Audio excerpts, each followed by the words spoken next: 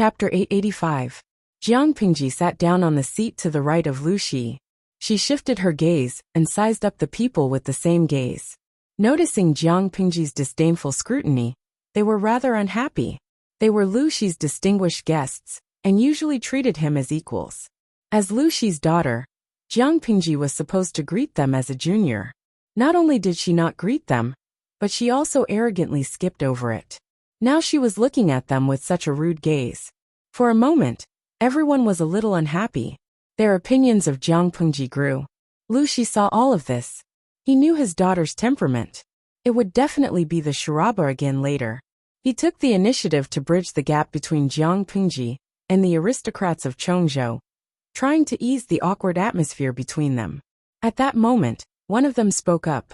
He asked, "Magistrate Lu said earlier that he had an important matter to discuss with us. What is it?" Jiang Pingji sat upright in her seat. Her right hand held the handle of her sandalwood brocade fan. She tapped the palm of her left hand from time to time. She was bored, so she turned on the livestream. The audience thought that Jiang Pingji's livestream for the day had ended. They went home and looked for their mothers. They didn't expect the livestream, which had been off for almost an hour, to suddenly turn on. Everyone quickly clicked on it. A few middle-aged men appeared on the screen. Looking at their sitting postures and the surrounding environment, they were probably having a meeting? The audience harbored this doubt and went to look for their streamer. They searched and searched. Where did the streamer go? The audience was stunned. A scary thought popped up in their heads. Could it be that the streamer in the live stream room had changed again in such a short time? Little Smart Express, Sigma, degree, asterisk.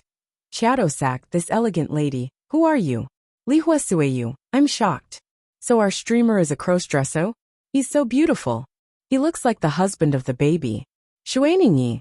To the previous commenter, eat baby's machete. That's obviously my husband. Iji roasted chicken, I'm shocked. This is definitely a lifetime series. Oh my god. The streamer actually knows how to put on makeup and cross-dressing. Jiang Pingji rarely put on makeup. She was usually barefaced. Of course, her skin had always been good. Even without makeup, her looks were above average. Now, with the help of the maidservant, her looks had been raised to 10 points. Coupled with her imposing aura, she gave off the illusion that she was a queen inspecting her territory and servants. The audience in the streaming room locked their cameras on Jiang Pingji and took 360-degree screenshots. Jiang Pingji had been streaming for more than 6 years, but it was the first time the audience saw her dressed like a noble girl. After the initial shock, the audience turned their attention elsewhere, and then they heard such infuriating words. One of them said, "The Lu Prefecture Overseer is in his prime. In my opinion, it's far from time for him to abdicate his position. It's not that I'm trying to sow discord.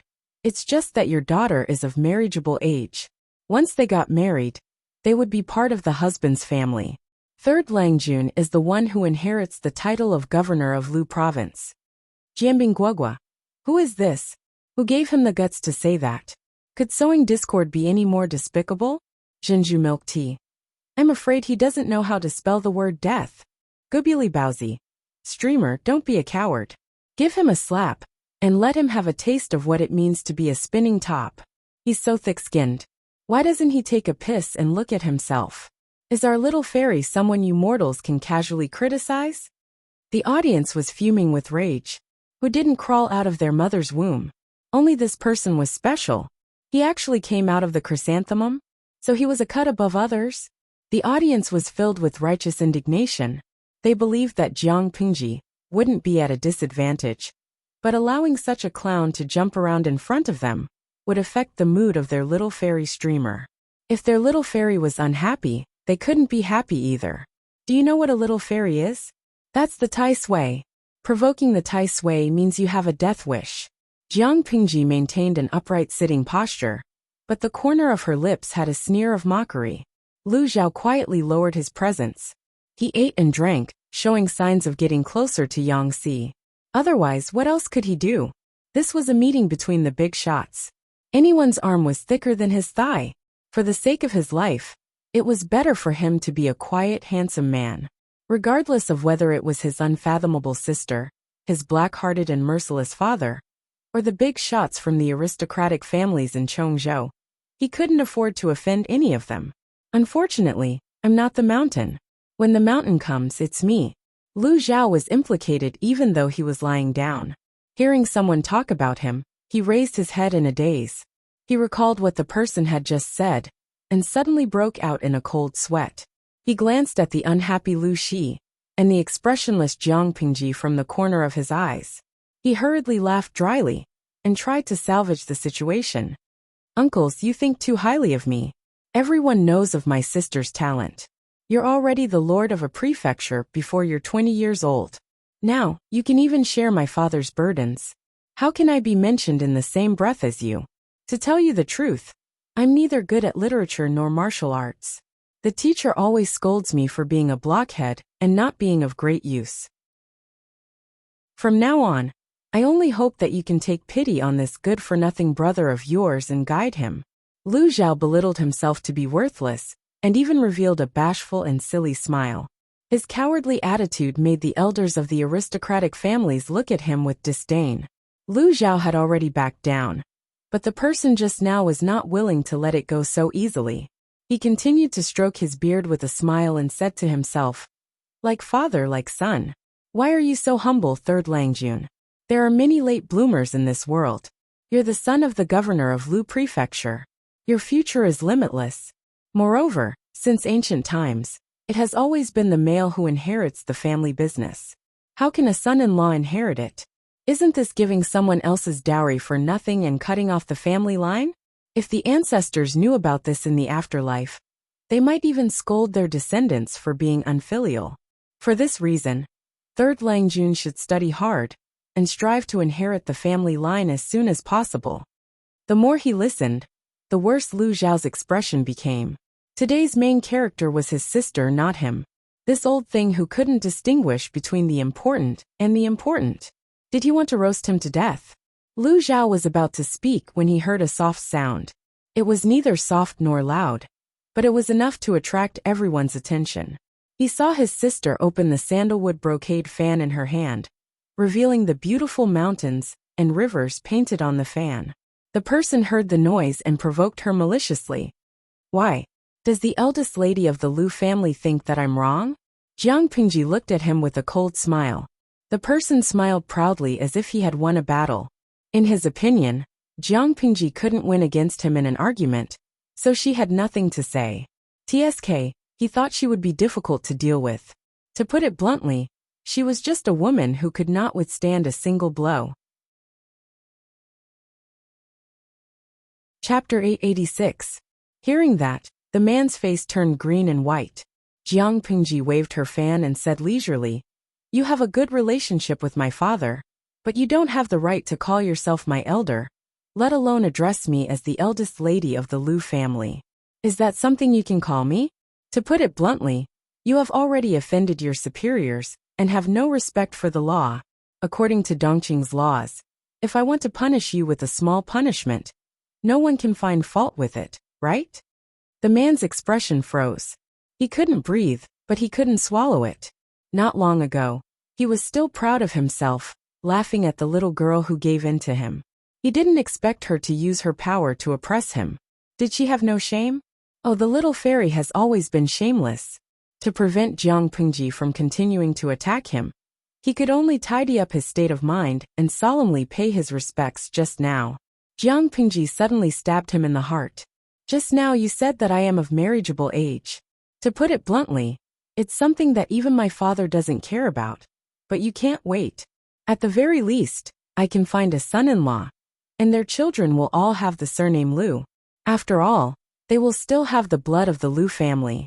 It's better than adopting someone else's fake son and pretending to raise him as one's own son. It's better. After she finished speaking, she looked at him with a faint smile. She raised her hand and closed the sandalwood brocade fan, tapping it rhythmically on her palm. The man's expression became extremely ugly. Not only was Jiang Pingji using her power to oppress him, but there was also the meaning behind her words. Everyone in Chongzhou knew that it was difficult for him to have children. He had many daughters, but there was no sign of a son. To prevent the direct line of descent from being abandoned, he could only adopt a nephew from one of his brothers as a fake son. He was still fuming. He didn't expect such an embarrassing matter to be spoken of in public by a little girl who was still wet behind the ears. His reputation was on the floor. Didn't Lu Shi just rush to Chongzhou today? Why was he so familiar with the matters in Chongzhou? Unbeknownst to him, Jiang Pingji had no time to understand the power network in Chongzhou, let alone know who they were. But that wasn't important. Jiang Pingji lowered her eyes and said, "Since it's your first offense, I won't hold it against you. Get up." The man was furious. When the others saw the situation, they re-evaluated Jiang Pingji.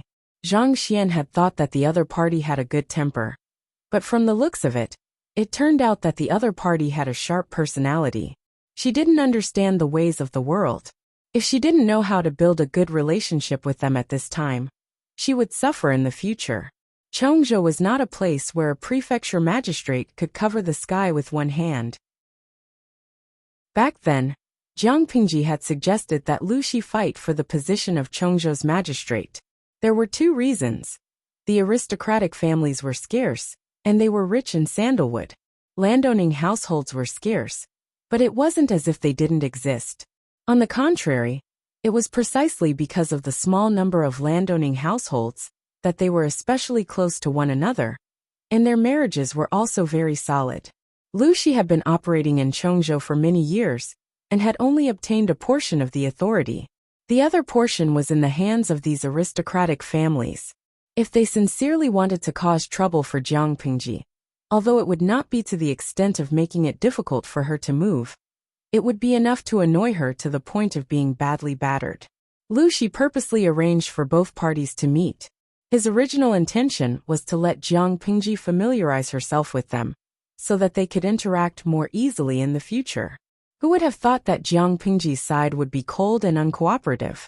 The aristocratic families of Chongzhou would bully Jiang Pingji because she was a woman and she was young.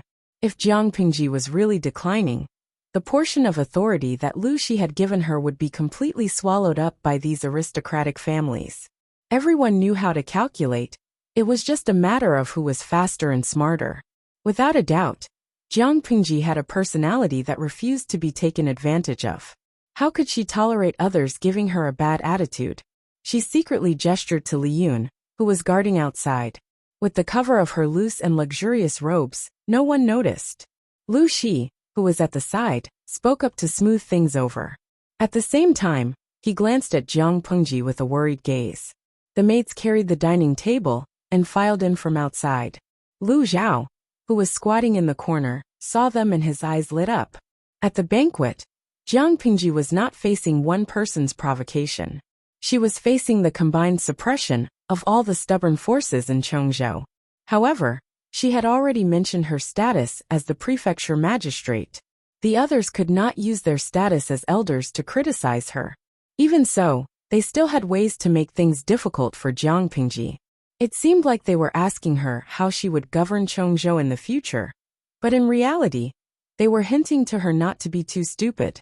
Chongzhou was not her Wanzhou. The atmosphere here was very tough. Even if she was the noble prefecture magistrate, if she was unlucky and accidentally encountered a group of horse bandits who ran out to take advantage of her, she would not be able to call for help even if she called for help. It was a concern on the surface, but it was actually a threat. Lu Zhao, who was a bystander, was watching the immortals fight. He was excited to watch, and was even more determined not to get involved. It was not bad to be a quiet and handsome man, to be a rarely seen sibling clan, and to be free and unfettered for a lifetime. After 3 rounds of wine, Jiang Pingji had already roughly explained her plan to farm land. The heads of the various families all declined. Taking advantage of the chaos in Chongzhou, they used tricks and plunder to annex countless fertile lands and mansions. In other words, as long as there was land in the entire Chongzhou that could be farmed, it was basically theirs. If Jiang Pingji wanted to farm land on a large scale, she would definitely have to borrow land from them. It was fine to borrow things, but she was afraid that once she lent it, she would not be able to get it back. Moreover, why would a weak woman need so much land? Farmland to deal with the northern borderline? Was she out of her mind?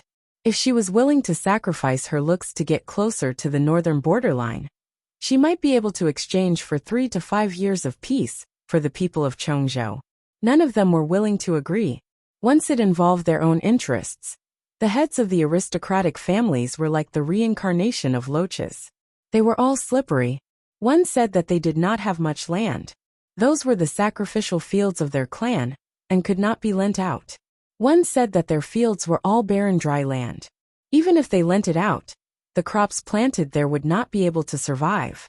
One said that their fertile lands were all within the borders of the 3 cities that the northern borderline had snatched away. In name, it was theirs, but in reality, it was all the northern borderlines. There were also people who complained that they were poor. It was not a problem to borrow the land, but they had to pay high rent. They could not let their families starve. Other than that, there were all kinds of reasons that emerged endlessly. It made people speechless.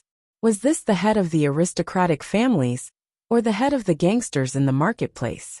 Jiang Pingji was not in a hurry. She drank her wine on her own, and occasionally talked to Lu Shi. She looked unmoved. The heads of the families were also waiting patiently. When Jiang Pingji lost her patience and panicked, they would be able to gain control. At that moment, Jiang Pingji suddenly said, "Father, do you have enough troops and horses?" Lu Shi smiled. "I think it should be enough." Jiang Pingji said, "I brought 12,000 elites from Wanzhou. Each of them can fight 1 against 5. It is indeed enough." The father and daughter talked in riddles. The others had a bad feeling. As if to confirm their guess, there was a concentrated sound of armor rubbing against each other. "What's going on outside?"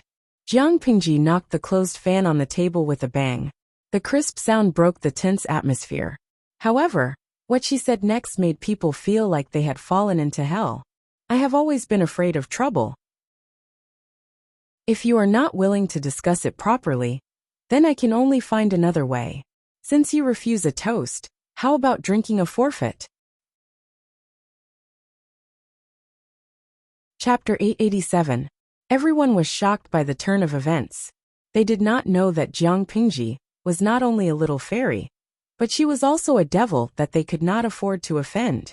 She flashed her knife at the slightest disagreement. She was completely different from the flirtatious and cheap people they had met before. After all, they were the leaders of the aristocratic families. They only panicked for a while before they calmed down and directed their words at Lu Shi. "Magistrate Lu, what do you mean by this? You sent out invitations and invited us here for a discussion. I didn't expect it to be a planned trap. Could it be that you and your daughter want to resort to violence? Chongzhou is not a place where you and your daughter can do whatever you want. Magistrate Lu, you and I have been officials of the same court for many years. We have a good relationship. Do you really allow your evil daughter to commit murder and threaten us?" Everyone was talking at once. Although they looked calm, they were still uneasy, judging from the dense footsteps outside.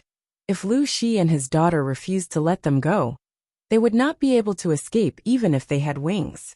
Lu Shi did not react from beginning to end. He only had a faint smile on his face, as if he was watching a farce of monkeys. Lu Zhao, who was watching from the sidelines, was stunned. He hurriedly took 2 steps on his knees. Before he left, he did not forget to grab a luxurious brocade fan with a strong fragrance. "Sister, look at your posture. Don't hurt your brother by mistake." Lu Zhao stumbled to Jiang Pingji's side and looked pitiful. He was born shy, but now he deliberately acted obedient. He pulled Jiang Pingji's sleeve with one hand. He looked weak and helpless, but he could not be hated. Jiang Pingji smiled and used the sandalwood brocade fan in her hand to hit his hand. He felt a little pain and let go. His eyes were full of pity. Seeing him like that, Jiang Pingji said, "Stay here. Don't run around. Otherwise, I'm afraid I won't be able to protect you when things get chaotic." Lu Zhao nodded heavily, as if he took her words as an imperial edict. After his heart calmed down, he once again leisurely watched from the sidelines. As he expected, his elder sister, who he did not know the limits of, had terrifying combat power. She would make a big deal out of a disagreement. Although it was a little rough, it was still a good way to establish her authority. One could not use elegant methods to deal with gangsters. Jiang Pingji said. What do you mean by indulging your daughter to commit murder? When did I want your lives?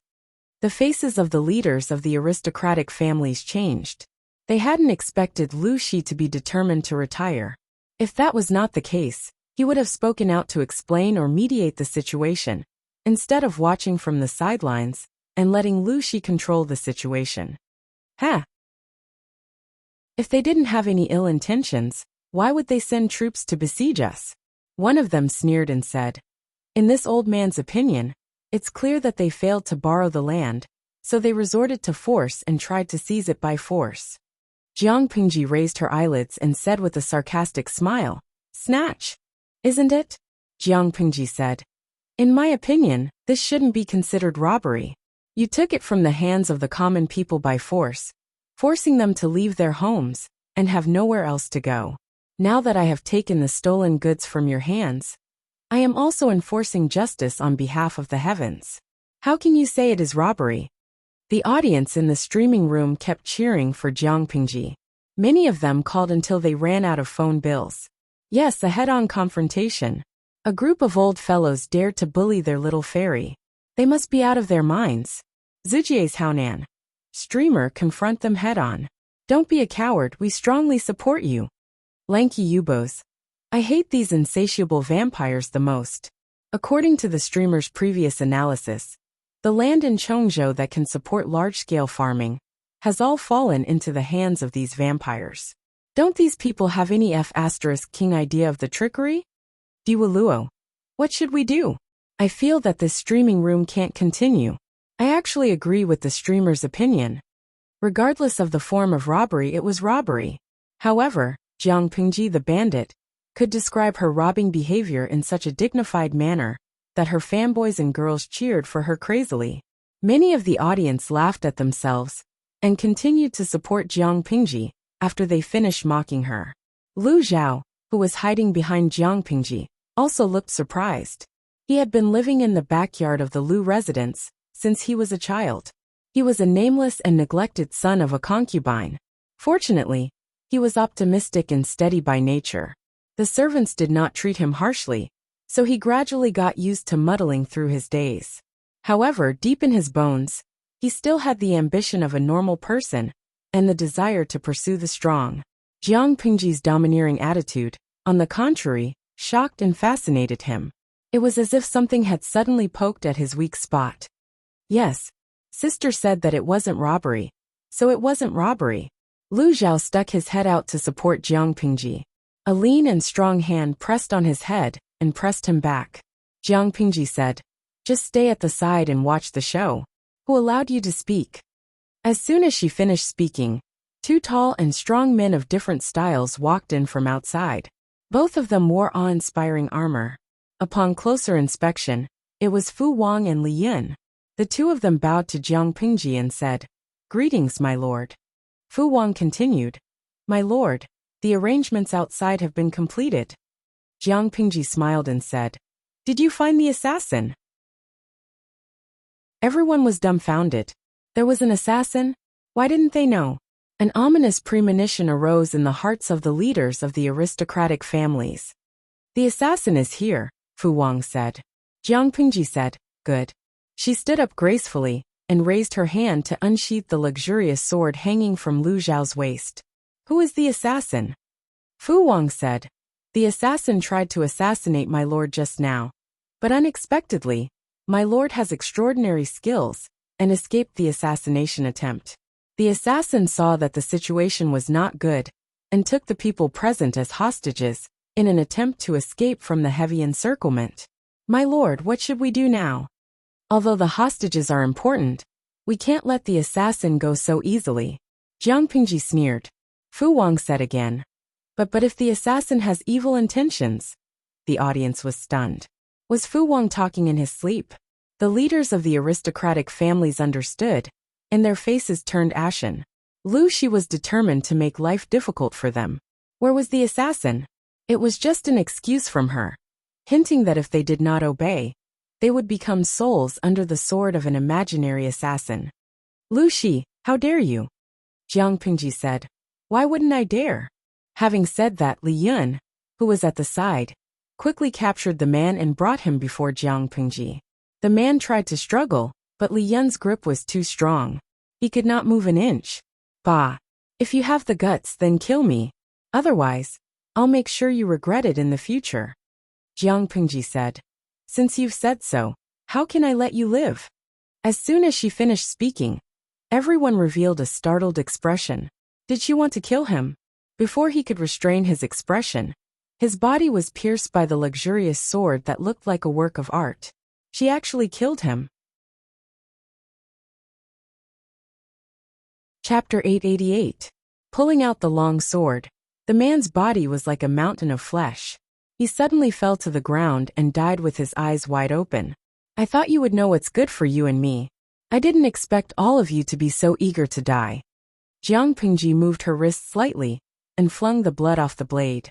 Lu Zhao muttered behind her. These aristocratic families have deep roots in Chongzhou. Sister, you killed their people. I'm afraid you've created a death grudge. There aren't many decent big powers in Chongzhou. Are they considered aristocratic families? They're at most a few generations of nouveau riches. When there are no tigers in the mountains, the monkeys call themselves kings.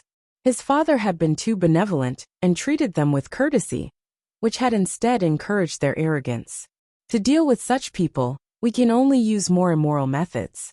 Jiang Pingji smiled contemptuously and said, without them, I can still support others who are obedient.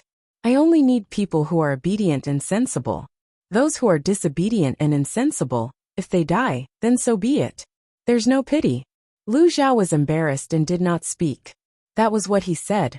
But who had the guts to be so ruthless? Jiang Pingji looked at everyone's fearful expression and felt much better. She teased.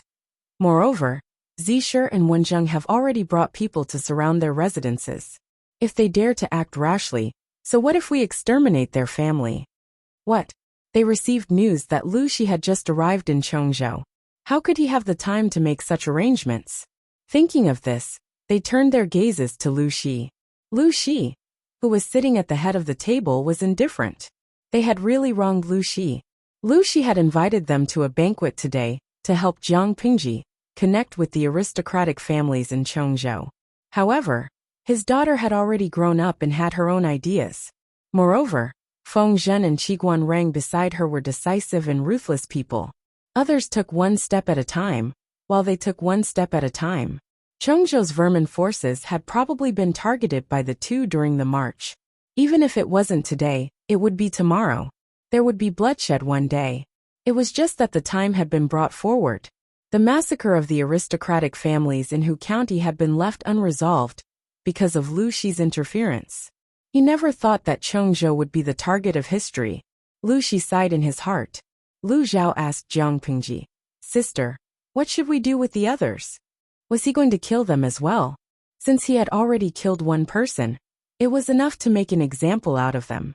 They would obediently lend the land needed for farming. From Lu Zhao's point of view, he didn't agree with killing the remaining people. It was not that he did not dare to kill them, but these people were related to the stability of Chongzhou. If he killed them all at once, it would easily cause trouble. Jiang Pingji rolled her eyes and glanced at him from above. Kill him? Initially, he wanted to familiarize himself with the powers in Chongzhou before making his move. Now that he had made his move, it was a good opportunity to catch them off guard. Li Yin and Fu Wang cupped their fists and accepted the order. Seeing the situation, those people knew that their lives were in danger. One by one, they drew their swords and prepared to fight to the death. Unfortunately, they had been pampered for a long time, and the martial arts they had learned in the past were rusty. Their swords were more for decoration than for practical use. Fu Wang and Li Yin were both valiant generals who were adept in battle. Killing these fat and weak people could not be any easier. Blood flowed like a river inside the house, and the shouts of killing outside had already subsided. These people did not attend the banquet alone. They brought dozens of guards with them, but they had all been executed. Looking at the corpses lying on the floor in the house, Fu Wang carefully examined each person to ensure that they were dead before replying to Jiang Pingji. They've all been executed. Jiang Pingji said, I got it. Get someone to come over and bury their corpses. Lu Shi was used to it. Lu Zhao had yet to recover from the shock. The audience in the streaming room had a diverse range of opinions. Some of the audience in the red bullet screen mocked that it was too bloody. Some were worried that Jiang Pingji would be condemned by the public if she killed too many people at once. Some thought that Jiang Pingji was a pervert who killed people without saying a word. And some were so disgusted that they went to empty their stomachs. As for the audience in the blue bullet screen, their reaction was exceptionally unanimous. Gande Ganji Hui. Is this an act? Sanqian by Heifengking Si. This is a streaming from another dimension. How is this acting? The streamer really killed people. The audience in the red bullet screen had long been accustomed to Jiang Pingji's decisive character. They were not surprised no matter what she did. The audience in the blue bullet screen was different. They had more or less seen or heard about the content of the former streamer. The content was either a variety of eye-catching scenes or battles in the harem. Most of them were battles that did not involve blood.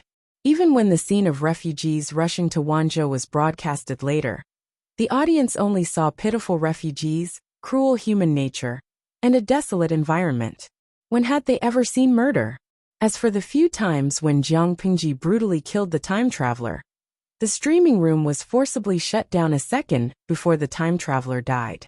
In other words, they rarely saw bloody scenes. What about now? Several living lives disappeared in front of their eyes. The corpses were decapitated and their limbs were mutilated. Why did the streamer kill them? Was it just because they mocked Jiang Pingji just now? Thinking of this, the sense of justice in many people's hearts exploded. They all sent bullet screen comments to condemn and even humiliate her. Gande Ganji Hui. B*TCH. I'm calling you a B*TCH. You're even more disgusting than the streamer who sold her body. 82 Leifei. I agree. Although the previous streamer was not serious, she only sold herself and did not harm anyone. This streamer is great. She kills people without saying a word. Does she really think she's long out yen? But F*CK her. She's a B*TCH with improper values. This kind of bullet screen was still considered civilized. The other bullet screens were not clean from beginning to end. Among the group of red bullet screens, the blue bullet screen was particularly conspicuous. Now they directly provoked the audience in the red bullet screen. A few tycoons made a move and directly offered a reward to these people and kicked them out of the streaming room. They started to criticize without understanding the whole story. Why didn't the Virgin Mary ascend to heaven? The audience comforted Jiang Pingji, but she did not care at all. Lu Zhao, who was at the side, said anxiously, "Sister, my sword." It was a sword that he had spent all of his private money to make. From the hilt to the scabbard, it was inlaid with gold and silver and jewels. Jiang Pingji said, "Lend it to me again." Lu Zhao obediently responded with an "oh." In the next moment, he saw Jiang Pingji turn the long sword over and cut his shoulder, arm and thigh. Blood splattered on his face. "Sister." Jiang Pingji threw the long sword back to Lu Zhao, as if there was no one else around. It was as if the person bleeding from the 3 cuts was not her. Lu Zhao's fingers trembled as he held the hilt of the sword. Previously, he felt that the sword was extremely luxurious and liked it no matter how he looked at it. Now, however, he felt that it was a hot knife in his hand. Lu Shi, who was sitting at the head of the table, said, "Why did you hurt yourself?" Jiang Pingji looked down. "After killing someone, I have to give an explanation to the outside world. These people have been plotting for a long time. They secretly allied with the 3 tribes of the northern borderline. Under the instructions of the northern borderline, they invaded the people's fields. Now they want to assassinate us, father and daughter. After they failed, they were killed by me. Considering that they have contributed a lot to the people of Chongzhou, they are pardoned, and their bodies can be returned home." Lu Shi laughed. "If that's the case, we can't let Lanting bear the burden alone." After saying that, Lu Shi stabbed himself as well. Chapter 889. Sister. Sister. Come on. I'm not afraid. Lu Zhao trembled as he passed the sword in his hand to Jiang Pingji. Although he spoke bravely, one could tell how scared he was by looking at his trembling legs and listening to his trembling and broken words. Jiang Pingji looked down at his trembling fingers and took the sword. Lu Zhao looked like he was ready to die a martyr's death. He was just short of carving 2 words on his face. Come on!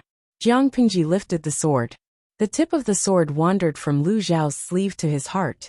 It paused for a moment, then it moved to his neck and slid down his cheek. Feeling the cold blade against his cheek, Lu Zhao swallowed nervously. After a long while, he did not feel the pain that he had expected. He did not know when, but he felt his scalp loosen. His neatly tied long hair was no longer bound and flowed down like a waterfall. Lu Zhao opened his eyes in shock. He raised his hands and grabbed his hair that was draped over his shoulders. He suddenly said, "Sister?" Jiang Pingji smiled and said, "Look at how afraid you are of pain. I won't bully you anymore. Keep your sword." As she finished speaking, she twirled the sword in her hand and accurately threw it back into the scabbard at Lu Zhao's waist. He was so scared that his whole body froze. If she had thrown it crooked just now, one of your brother's kidneys might have been gone. She was really his sister. Lu Zhao hurriedly climbed up from the ground and saw that Jiang Pingji's luxurious clothes were soaked with blood. Blood was still flowing out. He felt pain just by looking at it. He really did not know what kind of mentality she had. Why was she so cruel to herself? The 3 wounds were long and deep, and blood flowed out like it was free. At this rate, wouldn't he die of blood loss? "Sister, let's find a doctor to stop the bleeding first," Lu Zhao casually asked with concern. Jiang Pingji raised her hand and tore off a few pieces of his sleeve. She used one hand to bandage the wound neatly. "There's no need. You go see father first. I still have to deal with matters outside." Lu Zhao looked at his sleeve. He wanted to cry but had no tears. For a noble son who loved extravagance, clothes were the most precious thing to him. Lu Zhao's luxurious clothes were newly made a few days ago. He liked them very much when they were fresh out of the oven. It wasn't easy for him to wear it, and he hadn't even had enough of it when his clothes were ruined by his elder sister. How could he not be distressed? However, now was not the time to feel sorry for his clothes. Upon hearing Jiang Pingji's words, he quickly tore 2 strips of cloth from his sleeves and walked to Lu Xi's side to help him wrap up his wounds. Compared to Jiang Pingji's cleanliness, Lu Zhao was clumsy.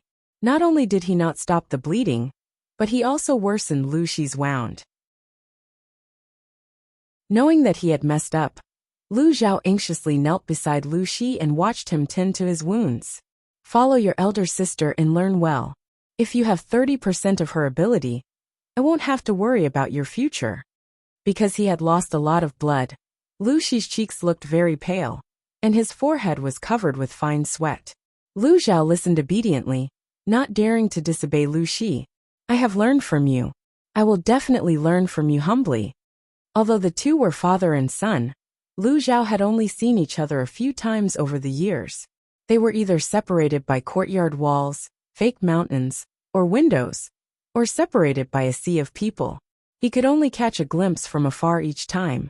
They had too little contact, so their relationship was naturally distant.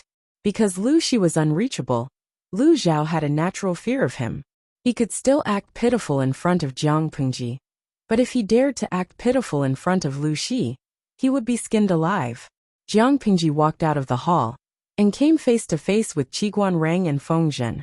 However, the joy on their faces did not last long. When they saw that half of Jiang Pingji's clothes were soaked in blood, their expressions changed. If Jiang Pingji had appeared in front of them in such an appearance, they would not have suspected that the blood was hers. But now, they were sure that the owner of the blood was their lord. "Lord, why did you hurt yourself like this?" Feng Zhen strode forward, the relaxed expression on his face replaced by seriousness. He could not help but think of Wei Ci, who was far away in Shangjing. If that person saw it, he might have some reaction. Jiang Pingji said nonchalantly, "It's just a few cuts. I didn't lose an arm or a leg. Why are you so worried?" Feng Zhen choked, feeling that all his concern had been fed to a dog. How did he meet a lord who loved to court death? Feng Zhen said, "A gentleman does not stand under a collapsing wall. My lord, you should not put yourself in danger." Qiguan Rang sensed something else, and his gaze revealed some worry. Jiang Pingji walked out of the manor and said, It's just 3 cuts. It's better than losing your life in the future. Qiguanrang turned his head to look at the hall. People kept coming out with stretchers, thick drops of blood dripping from them. Lord Yu. Qiguanrang inhaled a breath of cold air. His lord had killed all the leaders of the aristocratic families in Chongzhou. According to their initial plan, it should have been mainly to intimidate them. They did not expect their lord to be so ruthless. Jiang Pingji said, "So be it. They are useless stumbling blocks. It's too easy for them to just kick them away. They should be ruthlessly crushed." Kicking the stumbling block to the side was too light a punishment for the stumbling block.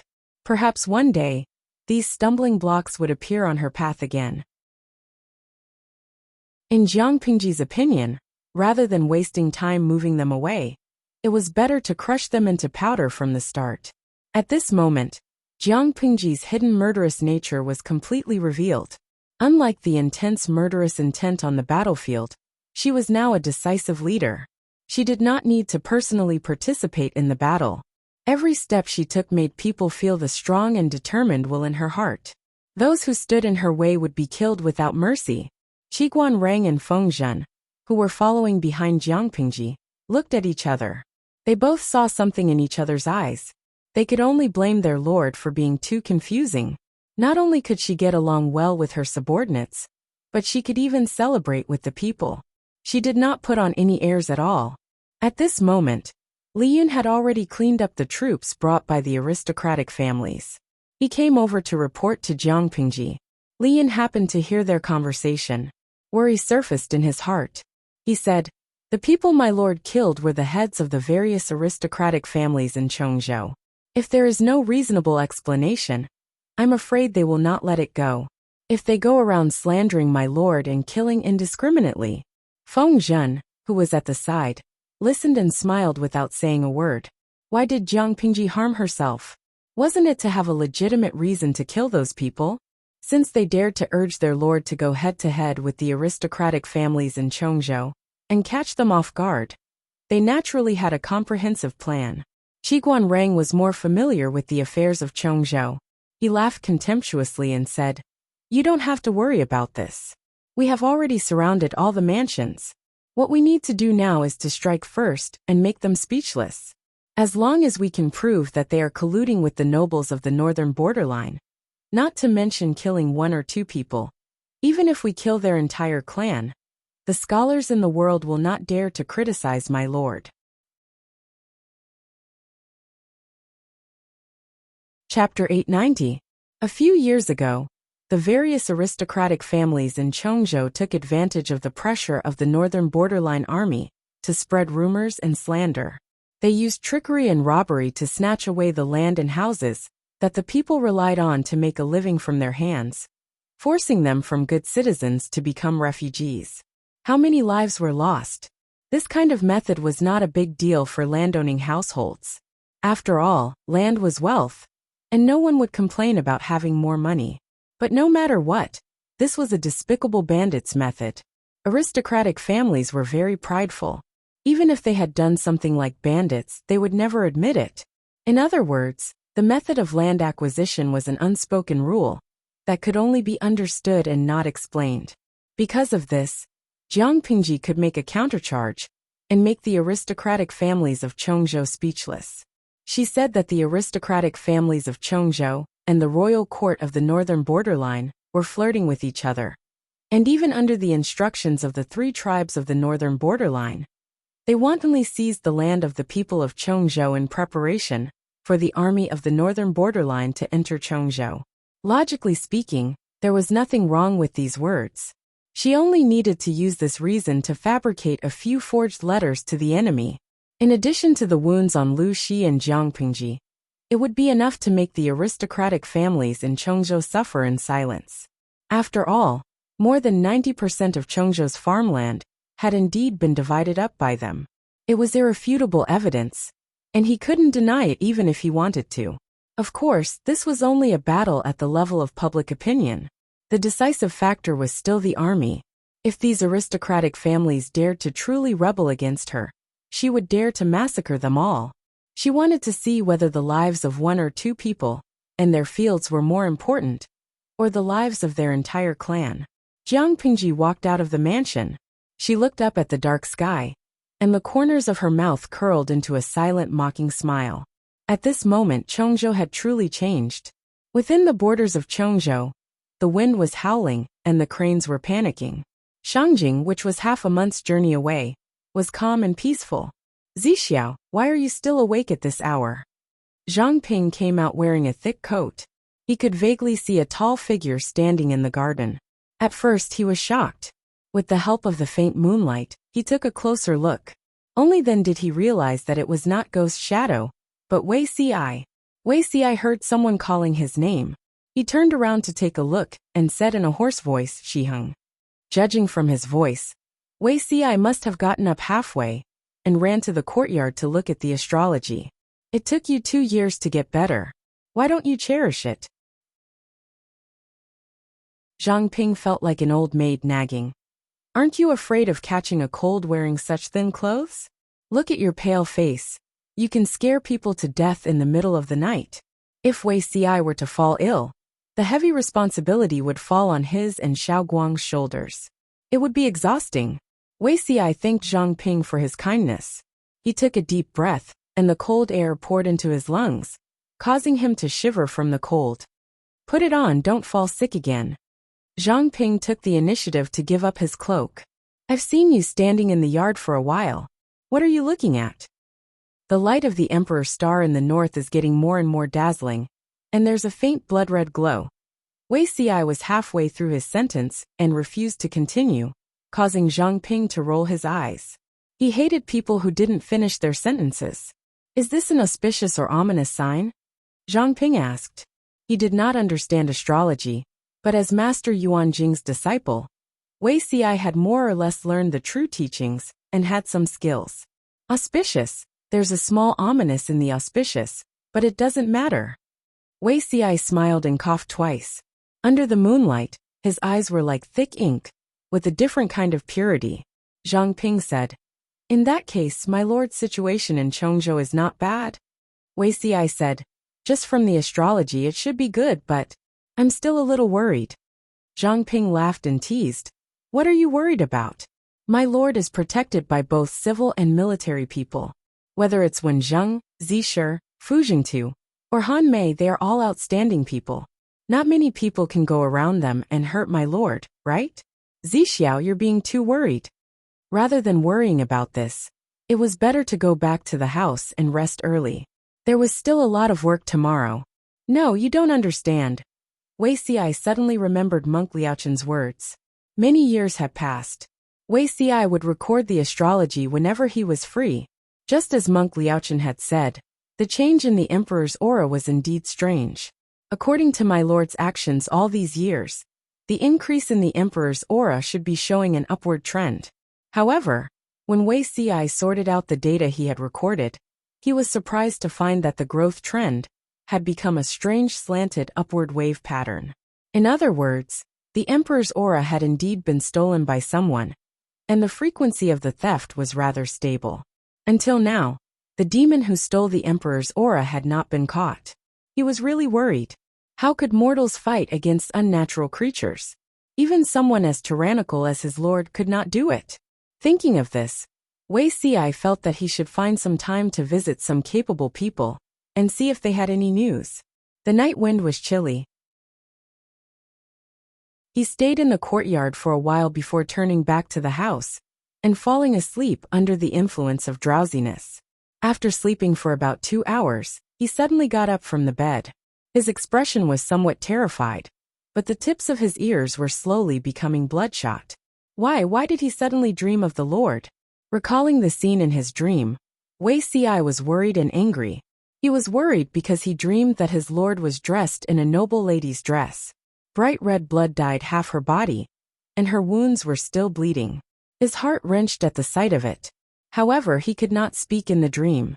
He could only look at her with the cold expression that he had been familiar with for half his life. He was angry and embarrassed. Why did she seem to be able to see him in the dream? She brushed her fingers from his collarbone to his cheek, and even lingered on his lips for a long time.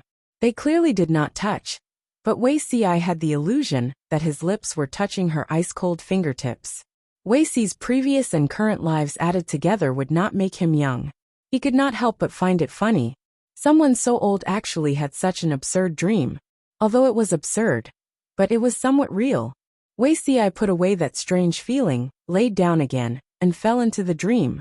This time, he did not have any strange dreams. He slept until dawn. In Chongzhou, Jiang Pingji clicked her tongue and retracted her hand with some regret. She had been wondering when the yin-yang jade would take effect by Wei Xi's side. She did not expect to see it today. Jiang Pingji used the ashes of the woman from another world to exchange for the yin-yang jade from Xieqian. If it was in her previous life, this thing could cause the interstellar forces to fight over it. In this world, it was basically useless. Fortunately, Jiang Pingji was quick-witted and gave it to Wei Xi. She was sure that as long as it was something she gave to Wei Xi, even if he did not carry it with him, he would still keep it properly. Just now, when she faintly saw Wei Xi's shadow, she knew that it was the real thing. The effect was excellent. However, besides Jiang Pingji, it seemed that no one could see Wei Xi. Chapter 891. Before the Hungmen banquet began, Chongzhou was still calm and peaceful. If one was more sensitive, they would realize that this was just the calm before the storm. The noble ladies of each household were busy with their own affairs. Some handled household chores, served in-laws, educated their children, beat up their concubines, and played with antiques. The seemingly peaceful backyard was, in fact, surging with undercurrents. Everyone was scheming for their own benefit. Banquets were an important channel for the gentry to connect. There was not a single day of rest. Today one family would host a gathering. Tomorrow, another family would host a poetry meeting. The day after, they would send out invitations, and everyone would admire the flowers and the moon together. The men went out as guests. The women in the backyard did not want to be outdone, and often went out to attend banquets. The moonlight in the sky was cool. The shadows of people on the ground flickered. Their clothes were fragrant, and their hair was silhouetted. Although the gentry of Chongzhou were criticized by the outside world as nouveau riche, they had decades or even centuries of history. They were far wealthier than the common people. The weather was cold, but the yard where the banquet was held was warm. There was not the slightest bit of chill. A few of the ladies who were close to each other joked. The content revolved around their husbands, their concubines, mothers-in-law, fathers-in-law, illegitimate sons and daughters, as well as the gossip of each household. Most of it was nonsense about family affairs. There was not much substance to it. But when they gathered together to complain, even the most boring topic could become interesting. As they talked, they mentioned Lu Shi, the governor of Lu Prefecture, who was in his prime. The topic got further and further away. Lu Shi was in his prime. He only had one illegitimate daughter and one illegitimate son. His second wife lived apart from him for a long time. Ever since Lu Shi came to Chongzhou, many people planned to use honey traps and tried to stuff women into Lu Shi's backyard. But he was slippery. No matter what others said or hinted, he always had a way to block the women sent by others. The men said that Lu Shi was pretending to be serious, but the ladies of Chongzhou respected him. Which ancient woman did not want her husband to only love her and have a woman in his backyard? At least before Gu Min passed away, Lu Shi's backyard only had such a person. Just this relationship was enough for them to be jealous and envious. Every time this topic was brought up, the noble women of Chongzhou would be extremely jealous of the deceased Gu Min foreign. They would say that she died young, and in the end, they would fakely sigh about the unfortunate fate of a beauty. After saying that, a good man like Lu Shi couldn't help but complain about his flirtatious husband. No matter if they were lowly concubines or noble concubines, he took them in one by one. The main wife had to pretend to be magnanimous on the surface, but she also had to address those coquettish sluts as sisters. It was disgusting.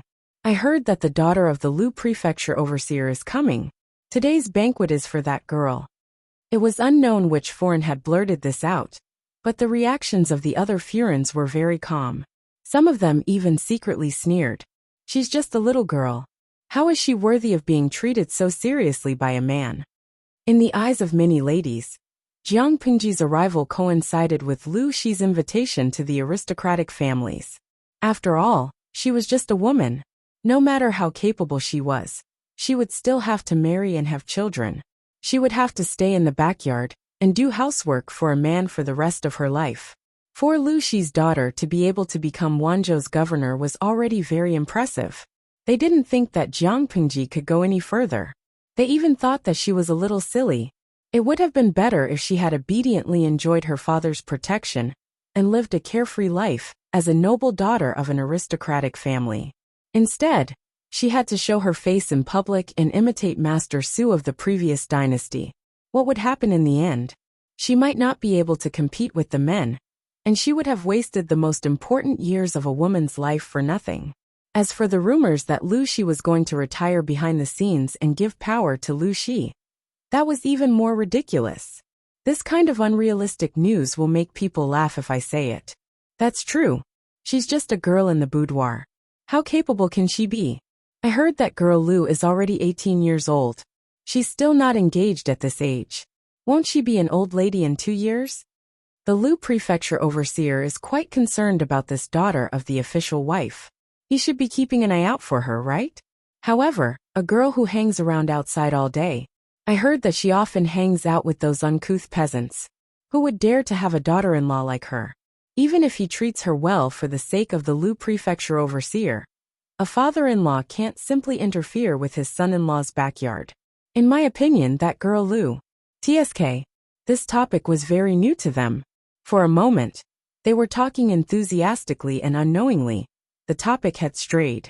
A young madam said, "Could it be that the Lu prefecture overseer's banquet is for the marriage of this daughter of the official wife?" Lu Shi's influence was in Chongzhou and Hu County. For the sake of his daughter, he would definitely choose a son-in-law within his sphere of influence. Many people felt that this speculation made sense. If a reasonable person had heard their conversation, he would probably laugh his head off. If the matrons of Chongzhou's aristocratic families were all like this, it was estimated that it would not be passed down for more than a few generations. Chongzhou was close to the northern borderline, and the war between the two countries continued. Because of environmental factors, the powers here changed very quickly. The so-called aristocratic families were, to put it bluntly, nouveau riche families that lacked heritage.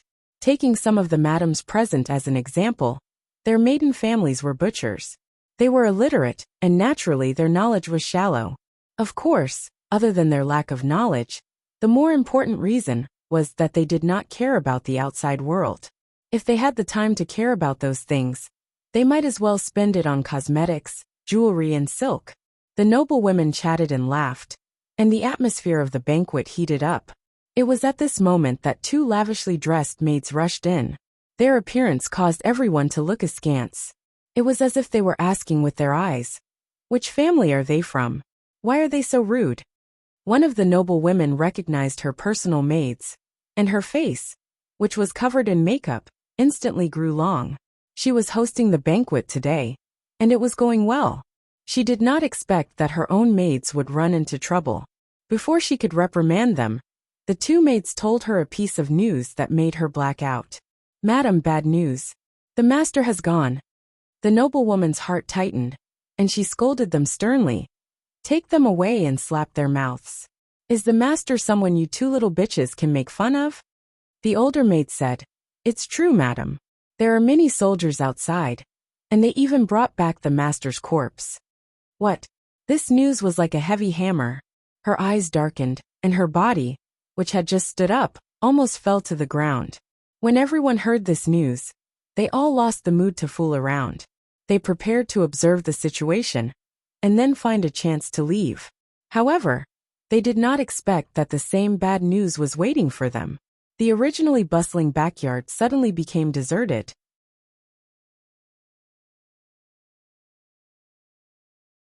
Chapter 892.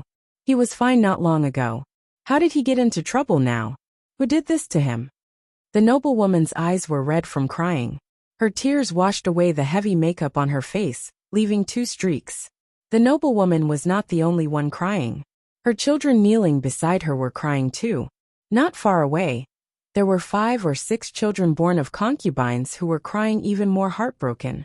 Old Master Lu and Old Madam, who rushed over after hearing the news, almost fainted from crying. Who did this to my son? Mother's son. The hall was a mess. The noble women who came to attend the banquet all looked embarrassed. Obviously, this was not a good time to say goodbye. A few noble women who had conflicts with that madam saw the situation, and could not help but secretly cover their mouths with handkerchiefs to hide their smiles. They had only been gloating for a few seconds when their servants brought terrible news. Their husbands had died, and their residences were surrounded by heavy troops. How could this be?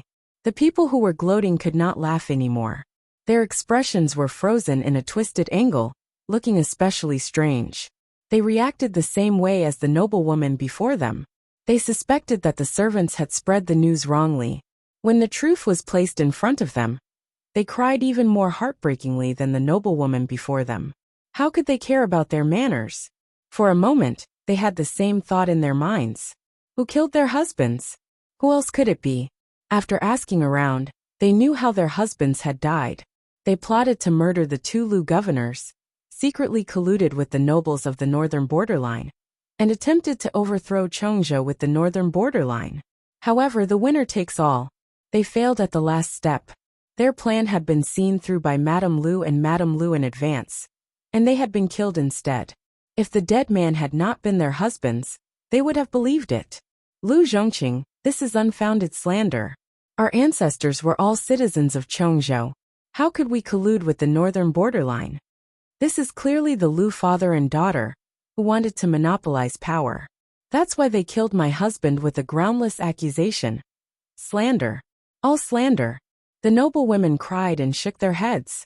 Those who were mentally strong endured the pain, and tried to stabilize the situation in the residences. Those who didn't have much ability sat on the ground and cried. The entire mansion was in a mess like headless flies. No matter how much they cried and made a fuss, the soldiers surrounding the mansion refused to back down or retreat. Some sent servants to resist, but they were immediately killed by the soldiers. Seeing this, they finally stopped for a while. After making a ruckus for most of the night, the matrons and elders of the various clans united to demand an explanation from Lu Shi. They did not like Lu Shi because Lu Shi was an outsider. The more power he had, the less benefits the Chongzhou aristocratic families would receive. Even so, they wouldn't do anything to Lu Shi. After all, he still had soldiers in his hands. Of course, they didn't take action not because they were merciful, but because Lu Shi was powerful. If Lu Shi did not have soldiers in his hands, not to mention being the magistrate of Chongzhou for a few years, even the grass on his grave would be as tall as a man. They hadn't done anything before, and it was even more impossible for them to do anything now. One Lu Shi was already hard enough to deal with. Now Lu Shi, who had more than 10,000 soldiers and horses with him, was even harder to defeat if the father and daughter joined forces. Even if they wanted to plot against Lu Shi, they had to wait until Lu Shi retreated behind the scenes before joining forces to bully the young Lu Shi. Anyone with a discerning eye knew that they wouldn't hurt Lu Shi and his daughter. Why would they assassinate them at such a sensitive time? It was obvious that someone had purposely set them up. Every family's mansion was heavily guarded. Apart from the matrons and elders who could enter and leave, everyone else was blocked. This was a clear house arrest. Seeing this, everyone was so angry that their faces turned red. They looked at Lu Shi with murderous intent. Magistrate Lu, I hope you can give us an explanation for the massacre of the gentry last night. Even if you are the magistrate, you can't kill the innocent. A prestigious elder spoke. He was older than Lu Shi, so he didn't hold back when he questioned him. Lu Shi raised his hand weakly. Jiang Pengji, who was beside him, sneered and said, "Do you need me to give you a reason? Plotting to kill a magistrate is a crime that warrants the execution of 9 generations. I've been merciful by not coming to settle the score with you personally. I didn't expect you to come here and complain first. You're indeed the local tyrant of Chongzhou. You're unscrupulous. You've really opened my eyes." The elder glanced at Jiang Pengji, who was dressed in women's clothing, and said with contempt, "What right do you have to speak here?" Jiang Pengji said, I am the magistrate of Wanzhou. Do you think I have the right? The aristocratic families of Chongzhou really had a good plan. You actually wanted to capture me and my daughter, to claim credit from the royal court of the northern borderline. If I didn't have capable people protecting me by my side, I would have been beheaded by now. The elder saw that Jiang Pengji was insisting that the aristocratic families of Chongzhou were up to no good. He was so angry that his blood pressure almost skyrocketed. This is all slander. Jiang Pengji sneered. Slander? How is it slander? You mean to say that I and my father purposely stabbed ourselves with a knife to slander you?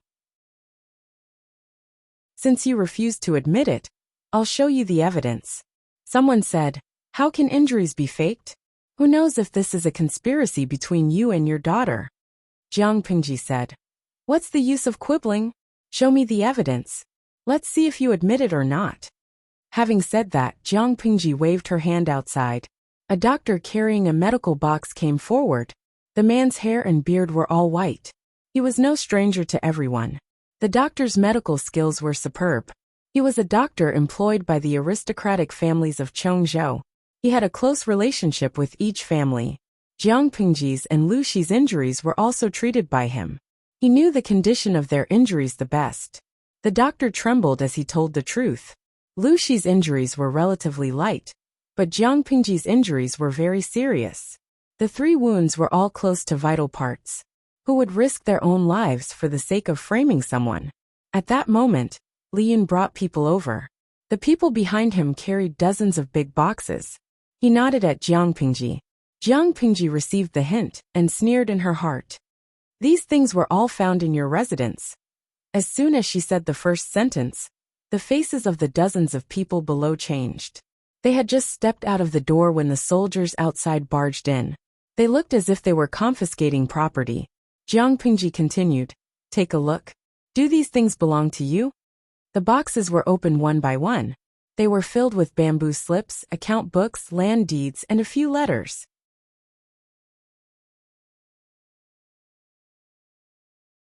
Chapter 893. Jiang Pengji's words were powerful and resonant. She spoke 90% truth, mixed with 10% falsehood, forcibly turning black and white upside down. The group of people who were arrogant just a moment ago now seemed to be strangled by invisible hands. Their expressions were strange and comical. Why? Did I say anything wrong? Jiang Pengji had a cold smile on her face. Her emotionless eyes glanced at them.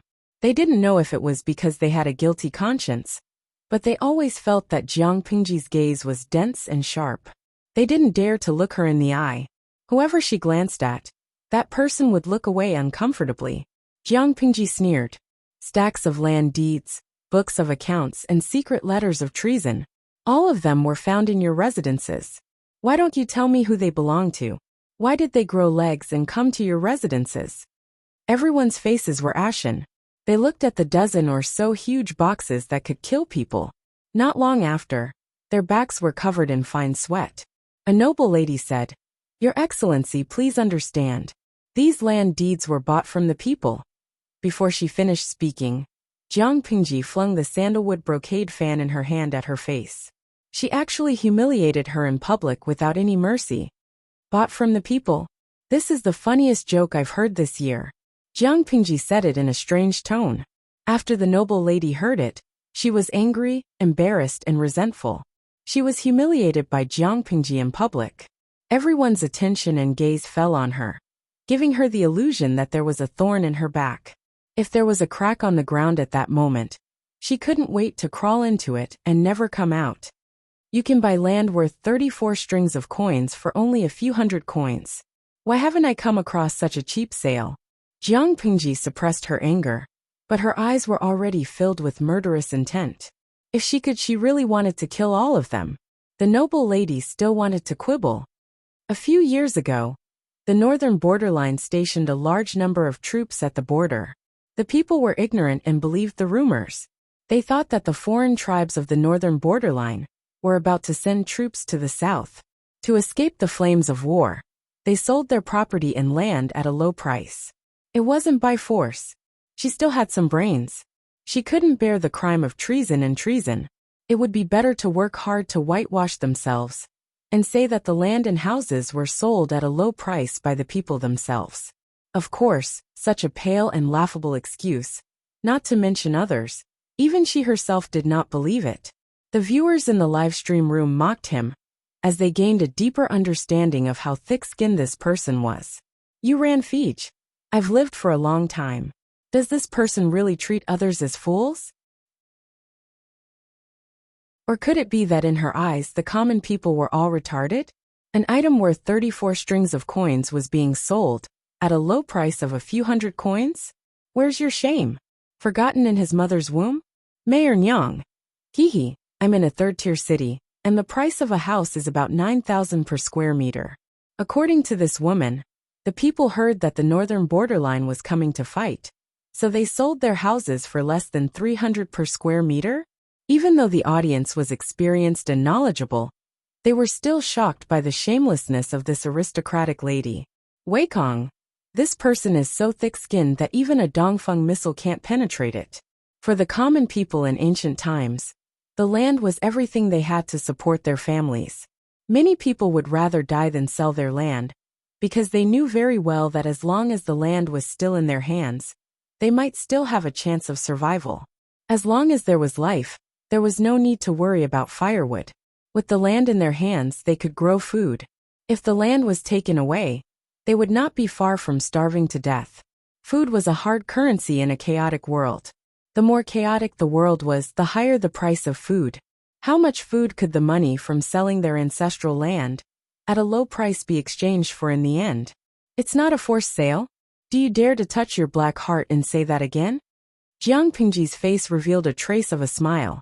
She said, at this point, the evidence is irrefutable, and you still dare to quibble? Use your eyes and take a good look at the people you secretly sold to the northern borderline. Who are they?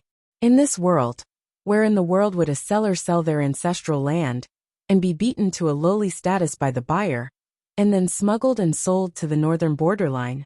Is it not enough that they sold their ancestral land, but they also sold themselves and willingly became slaves? This ridiculous nonsense should be passed on to the people of the world, and let them judge. Jiang Pingji opened her mouth. Everyone's expression changed again and again. Their gazes changed from the original fear to deep fear. Although Jiang Pingji had just arrived in Chongzhou not long ago, she knew a lot of inside information about Chongzhou from Gu Xian. Gu Xian traveled north and south to do business, so he was the most well-informed. He had even come into contact with the human trafficking business run by the aristocrats of Chongzhou. Jiang Pingji had concrete evidence in her hands. They could not quibble. The noble woman was so scared that her face turned pale. She said in a voice as soft as a mosquito, I wonder where you heard about this. Jiang Pingji glanced at her and said, no matter where I heard it from, it's irrefutable evidence. Everyone felt as if they had fallen into an ice cellar. Looking at the situation, Jiang Pingji did not intend to let them go. One of the clan elders secretly glared at the noblewoman and scolded her for being stupid. He said, the matter of the people's land and residences can be put aside for now and discussed in the future. However, the matter of colluding with the enemy and selling the country must be thoroughly investigated no matter what. The most important thing now was not to clear their names and forcefully buy and sell the land. Once the matter of colluding with the enemy and selling the country was determined, it would definitely bring disaster to the entire clan. A light punishment would be confiscation of the family property. A heavy punishment would be the extermination of the entire clan. Jiang Pingji said, this is all the evidence. What do you want to deny? If it's not colluding with the enemy and selling the country, how do you explain the fact that you took away the people's land and residences, banished them from good families, and sold them in batches to the northern borderline? Do you know what kind of life they lead in the northern borderline? Even animals live better than them. How do you explain these letters written by your clan leader himself? Jiang Pingji opened a superstitious letter. The contents of the letter made the clan elder break out in a cold sweat. The current situation was very disadvantageous to them. Jiang Pingji was still aggressive. In their panic, they did not have the energy to carefully analyze the handwriting in the letter. Anyway, at first glance, it was indeed the handwriting they were familiar with. Even the signature was familiar. Could it be that the matter was true? Did the clan leader really collude with the people of the northern borderline, behind the clan elder's back? But they occupied the land and residences only for the sake of wealth. They had no intention of betraying the country. In the words of the audience in the streaming room, if yellow mud fell into one's pants, it was still shit. They did not have the confidence to deny it.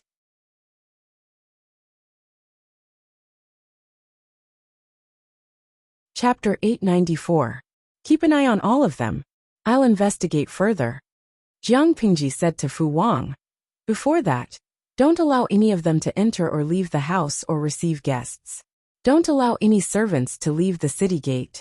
If anyone is found to have violated the rules, kill them on the spot. Fu Wang said, I understand. Jiang Pingji ordered people to keep the boxes and keep an eye on them day and night to prevent any mistakes. Lu Shi said, Lanting, you're being too extreme. I'm worried that the aristocratic families in Chongzhou will act recklessly and start a mutiny. The aristocratic families that were killed were the bigger ones in Chongzhou. There were other small aristocratic families that were not involved. If Jiang Pingji made a big move, the small gentry clans would act upon hearing the news and think that they were threatened. Who knew what they would do? Jiang Pingji thought about it and said, Father's worries are not unreasonable. That's why I didn't exterminate all of them. I'm just keeping them locked up. When they think it through and spit out what doesn't belong to them, I'll set them free. The aristocratic families in Chongzhou, will have time to settle the score in the future. They can escape today, but they can't escape tomorrow. Lu Shi nodded and said, It's good that you think that way. It's never too late for a gentleman to take revenge. Only by judging the situation can one last. If Jiang Pingji's style of doing things was as fast as lightning, Lu Shi's style was silent. It was hard to say which was better. The former was fast and had many hidden dangers. The latter was slow, but it could reduce many twists and turns. Jiang Pingji seemed to have thought of something and reminded Lu Shi. Father, third brother seems to like extravagant things? Lu Shi's face darkened. He said shamefully, Maybe he didn't take good care of himself when he was young. He became like this. It was as if he had never seen a big scene before. He was startled by everything and wished he could hang all the good stuff on him. Lu Zhao's sword was inlaid with gold and silver and decorated with gems. He looked like a nouveau riche. Lu Shi tried to correct him a few times, but Lu Zhao refused to change. Jiang Pingji laughed and said, Third brother is still young. There's plenty of time to train him. I mentioned him because I wanted to tell father to stay in the mansion for the next few days and not run around, so as to avoid being targeted by those villains who are desperate to take risks. Her actions had offended all the aristocratic families in Chongzhou. They had no way of retaliating against her. They couldn't touch Lu Shi, but it was hard to guarantee that they wouldn't target Lu Zhao. I will be careful. Lu Shi nodded and added, You be careful too. After leaving the main hall, Jiang Pingji heaved a sigh of relief. She was about to look for Feng Zhen and the others to discuss what to do next, when she caught a glimpse of a head popping out from the corner of her eye. Zhao she called. Lu Zhao had changed into a new set of clothes. His style was just as noble and gorgeous, and he looked like a rich young man who had walked out of a painting. Sister. Having been caught red-handed by Jiang Pingji, Lu Zhao was feeling guilty. When he heard how Jiang Pingji addressed him, his eyes lit up again. What are you doing there? Of course I'm waiting for sister. There are some things that I'm not very clear about. Jiang Pingji asked. What is it? Lu Zhao hemmed and hawed for a while, his face almost turning red. Did they really do such a disgraceful thing? Lu Zhao's eyes drifted and he asked very softly. Although he was the son of a concubine, he was from the Lu family of Hejian. His body was branded with the mark of the aristocratic families. Lu Zhao was proud of his family background. He had never thought that the aristocratic families were so glamorous on the surface, but they had done such dirty deeds behind the scenes. Of course it's true. Zhao, you're not young anymore. Look for me in the future, and let me bring you to see the outside world. If you really can't, look for the housekeeper. and let him tell you what the real world is like. You're always in the backyard. What kind of knowledge can you have? Lu Zhao's cheeks turned red. His eyes were filled with shame. Jiang Pingji continued. The scandals that the aristocratic families in Chongzhou have done are far more than what I've revealed. Explain the facts one by one. Jiang Pingji added that they had colluded with the enemy and sold their country. But what was the difference between what they had done and colluded with the enemy and sold their country? Jiang Pingji's words could not be considered as wronging them. Lu Zhao laughed bitterly. He stammered, Sister, is our family like this too? If that was the case, Lu Zhao really could not enjoy everything with a clear conscience. Jiang Pingji said, Your family has a big business. Why would they need to do such immoral things? Only those who are greedy and have shallow knowledge will use all their energy to exploit and amass wealth. The people are like water. Water can carry a boat, but it can also capsize it. Such a simple principle, yet no one understands it. Lu Zhao heaved a sigh of relief. He thought of the scene he had just seen. His heart was filled with indignation and anger. Sister, you've only locked them up. Is there a next step? From what I see, their crimes can be exterminated. Although Lu Zhao was born bashful, his bones were tough. He even had a hint of abhorrence for evil. Jiang Pingji said, There's no rush. We have to prioritize when we do things.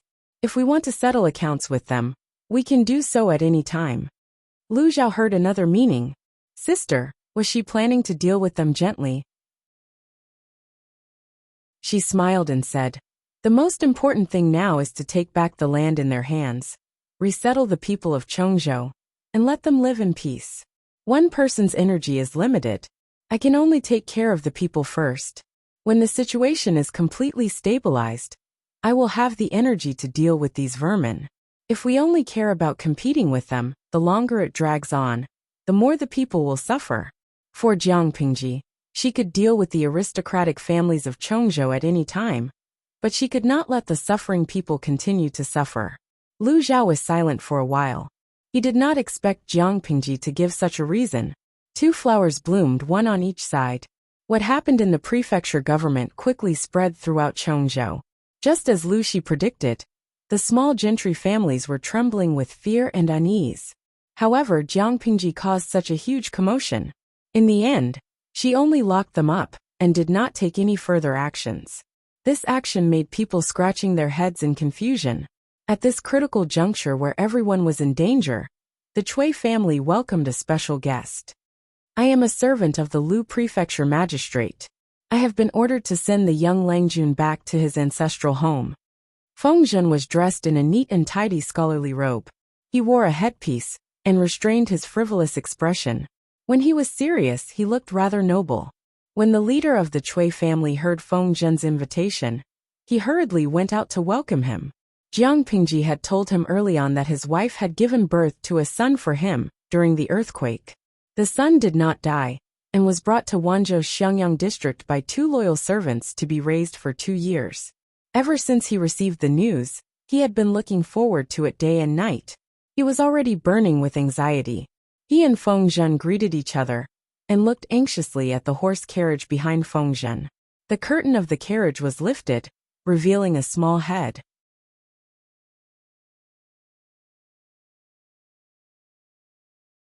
Chapter 895. Fengzhen nodded with a smile, and turned to reach out to the child. Come to uncle. Fengzhen had a good relationship with the child. As soon as he said this, the child quickly smiled and reached out to him. Uncle Feng, he called out in a crisp voice. The voice fell to the ears of the Cui clan leader.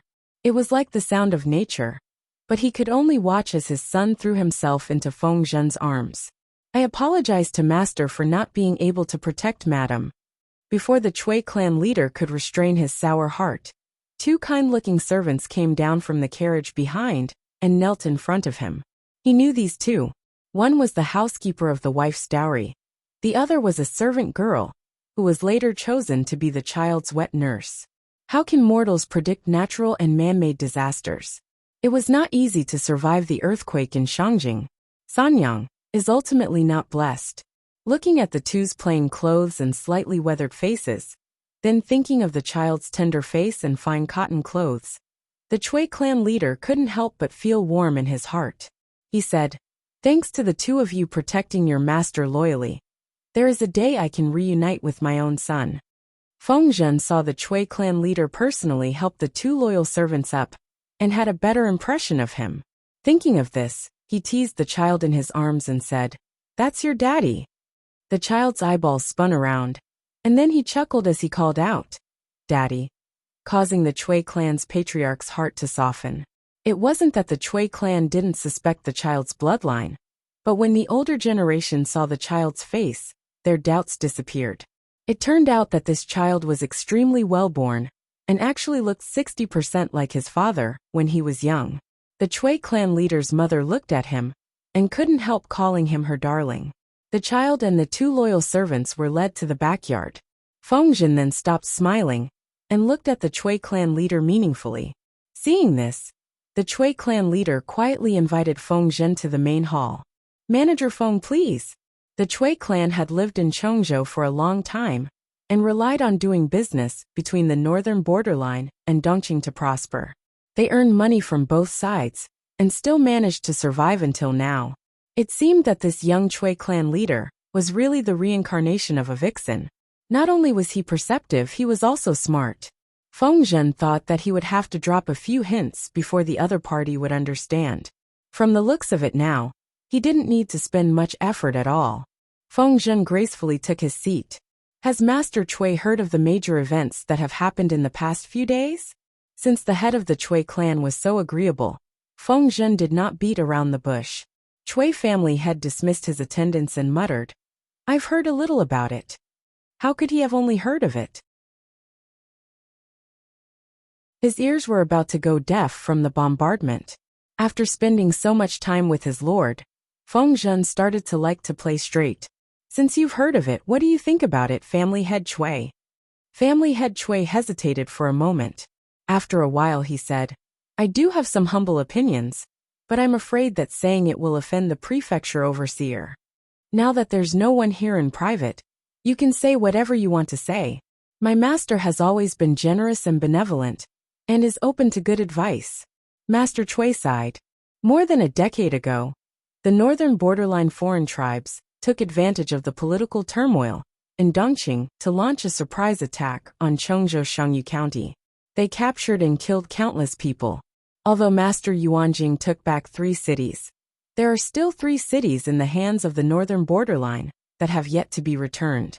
After the northern borderline grew stronger, they sent a large number of troops to the border to demonstrate their might, causing the people of Chongzhou to panic. Someone took the opportunity to spread rumors, and took advantage of the situation, causing the people to become destitute and homeless. As for who it was, I'm sure Prefecture Overseer Feng knows.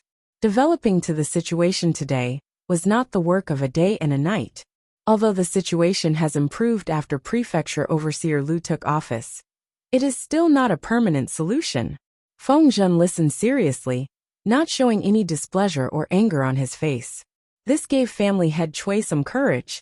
He said tactfully, "The aristocratic families of Chongzhou have already become a force to be reckoned with. It's understandable that Prefecture Overseer Lu wants to take things slowly. Moreover, in the past few years, there have been some benefits. It's just that the tumor can only be removed with strong medicine now. Prefecture Overseer Lu has put in a lot of effort, but the power in Chongzhou has already become a foregone conclusion. If we don't use external forces to forcefully break it, I'm afraid it will be difficult to cure." Although Lu Shi did not really like the Chui family, who were fence-sitters, family head Chui had a good impression of Lu Shi. Without Lu Shi's meticulous governance and multifaceted dealings, the situation in Chongzhou would only be worse. It could even give rise to the Tsingyi army, or the Red Lotus group, which were evil sects among the people. It was a pity that Lu Shi was an external force, and he liked to take things slowly. He had been lying low, trying to take back all the power from the aristocratic families. But the effect was too slow. Interestingly, Lu Shi, who liked to take things slowly, had a hot-tempered daughter. The moment she came, she gave the aristocratic families of Chongzhou a slap. He then thought about how Jiang Pingji had contacted him in advance. Family head Chui keenly sensed something.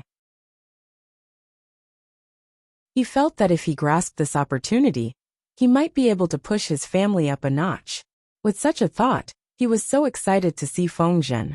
His son was important, but the future of his family was more important. After the conversation, he felt that his guess was correct. Jiang Pingji had the intention to suppress the other aristocratic families in Chongzhou, but she had no intention of completely offending them. She definitely had to support the trusted forces that were close to her. Otherwise, she would not be able to pacify the aristocratic families in Chongzhou. Just as he was thinking, family head Cui heard Fengzhen say, "Because of this world needs people like my lord who are wholeheartedly for the people, and are not afraid of power to stand up." What happened a few days ago was just an appetizer. Family head Cui, what kind of person do you think my lord is? Young and talented, with courage and insight that surpasses others. He is not inferior to his father. He did not say any unnecessary compliments to prevent himself from appearing too flattering. My lord has the intention to reorganize Chongzhou, but he has met with too much resistance. There are always people who think highly of themselves, or are extremely stupid who try to stop him. That is indeed the case, family head Cui continued. I have also thought of helping the people, but I am powerless to change the situation. Not to mention that I am weak. I have to take care of the old and young at home, so I am unable to do my best. Now that there is a person like Magistrate Liu, there is hope for the people of Chongzhou. Fengzhen said with admiration. Family head Cui is also a man of character. It is not easy to have such a heart. I am ashamed. In the end, I still did not help much. Fengzhen changed the topic. He said, if I really think that family head Cui is a smart person, and should understand how to act according to the general trend, I will not say much. My lord and your son are also fated for a period of time. In terms of relationship, I am naturally closer to you. Hearing that, the smile on family head Cui's face grew brighter. He had also heard that his wife had been buried under the rubble to protect their child. It was only thanks to Jiang Pingji's full help that the child's life was saved. Jiang Pingji was the savior of the Cui family, and even more so, the savior of his eldest son. If the Cui family wanted to use this excuse to repay Jiang Pingji's kindness and return the favor, no one could blame them.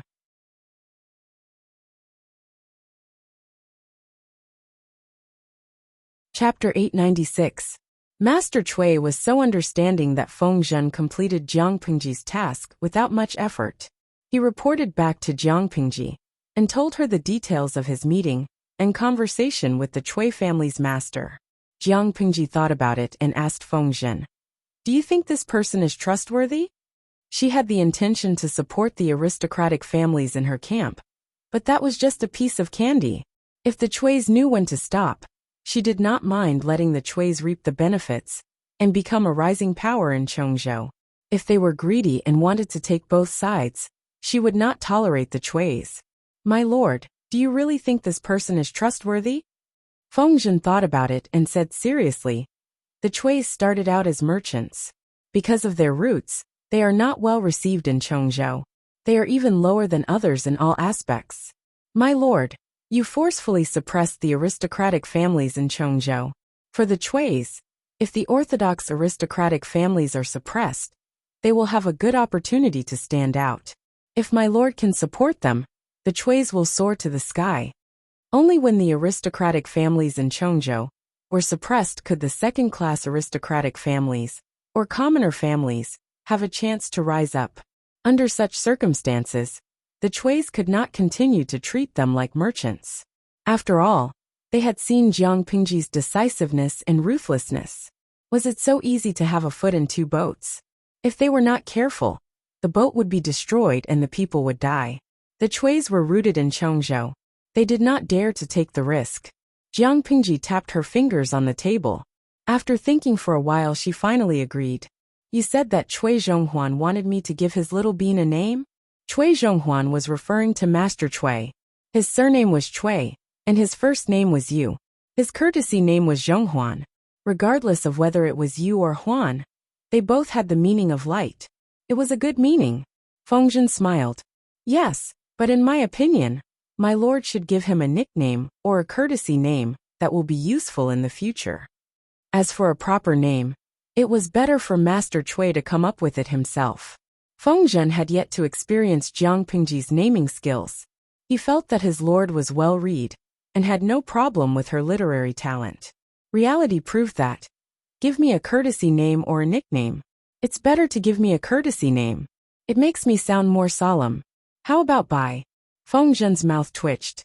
Qiguan Rang, who was handling documents, was even more direct. He accidentally pushed down a pile of bamboo slips. Master, are you serious? If I remember correctly, isn't that the name of the Han Mei family's horse? When he heard the name of the horse, Feng Zhen almost burst out laughing. Who came up with such a stupid name?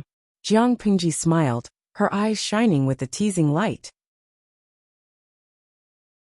She said, "Of course it's to scare you. You might as well call it Fushou. I prepared this name for Huayu's family's second treasure. But looking at how he and Jingxian rarely spend time together, I think there won't be any good news from Huayu in the next few years.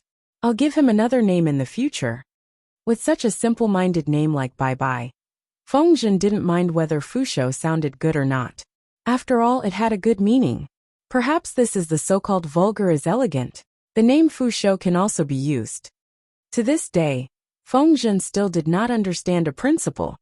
Being well-read did not equate to having outstanding literary talent. His lord was actually illiterate.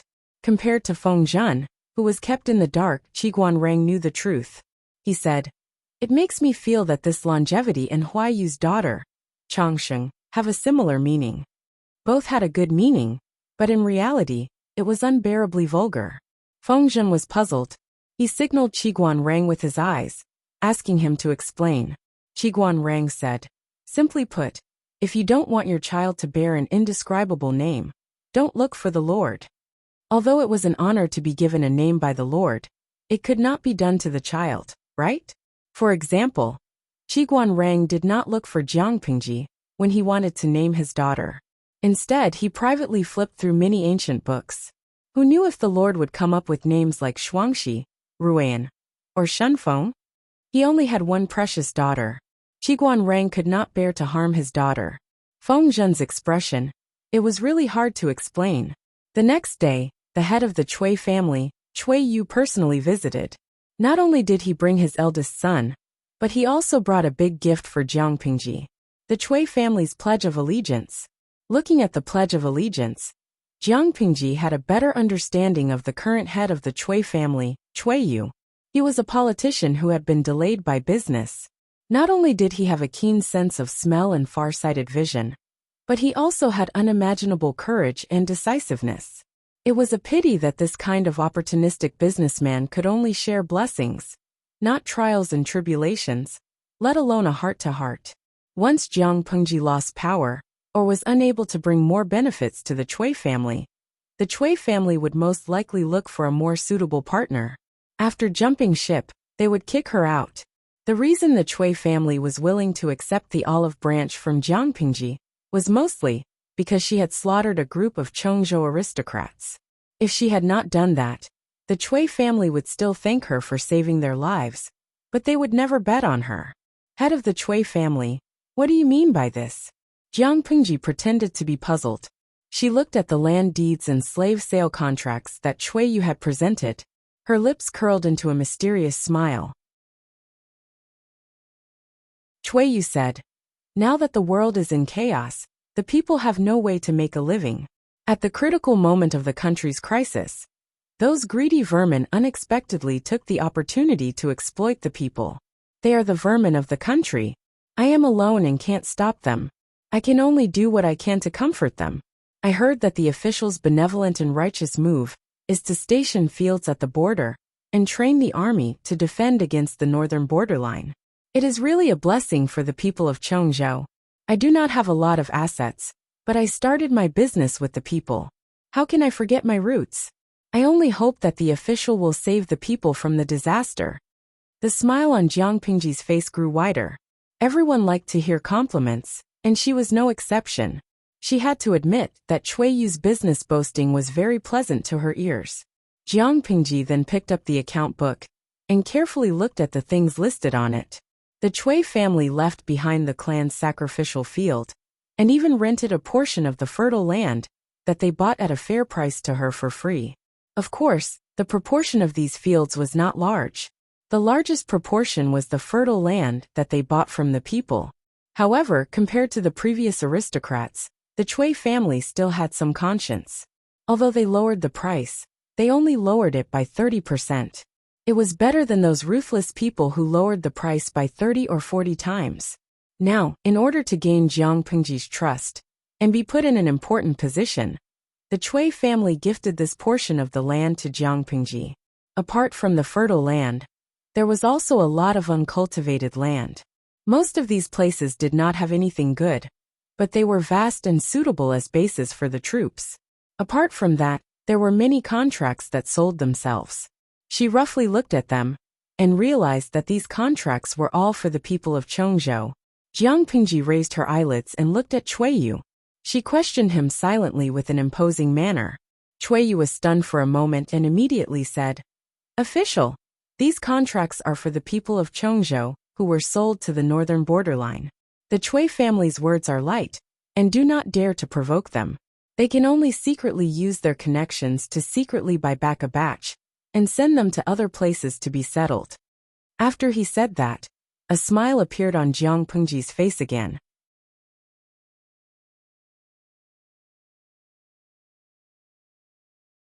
Chapter 897. Chuiyu could not have asked for more. Only those of the same generation or elders who had a good relationship with him could call him by his courtesy name. Jiang Pingji's question was a hint of intimacy. If it had been another woman, Chuiyu might have misunderstood, but since it was Jiang Pingji, he dared not. There was no other reason. He did not realize that the other party was a woman, and even subconsciously ignored her. When he faced Jiang Pingji, he always had the illusion that he was facing the emperor. The prestige of the Tian family. Perhaps it's nothing more than this. Before he realized it, the back of his shirt was already soaked with sweat. A straightforward person doesn't resort to insinuations. Since all of you think so highly of me, I naturally can't be stingy. Jiang Pingji accepted Mrs. Chui's pledge of allegiance without any psychological pressure. Next, it was time to let Mrs. Chui see her determination. Have you heard of the bamboo paper in Hejing County? Chuiyu's heart suddenly trembled. He was so shocked that his eyes went round and his tongue went numb. He almost forgot how to speak. Hejing bamboo paper? How could he not have heard of it? The Chui clan made their fortune through business. Although they already had some reputation and heritage, they were still merchants in the end, and were not taken seriously by others. The more it was like this, the more the Chui clan wanted to ascend to a higher level. Things like bamboo paper could only be touched by noble families. It wasn't that the Chui family didn't have the money to buy it, but they didn't even have the qualification to order it. He was anxious, and a bold idea circled in his mind. Could it be that Lu Shi was going to give up the profits from the bamboo paper? Even if it was just a piece of the cake, it was enough for Chui's to digest. However, this thought did not exist for long before Chuiyu forcefully suppressed it. Based on the intuition of a merchant, the woman in front of him could not be underestimated, nor could she be judged by the secular standards.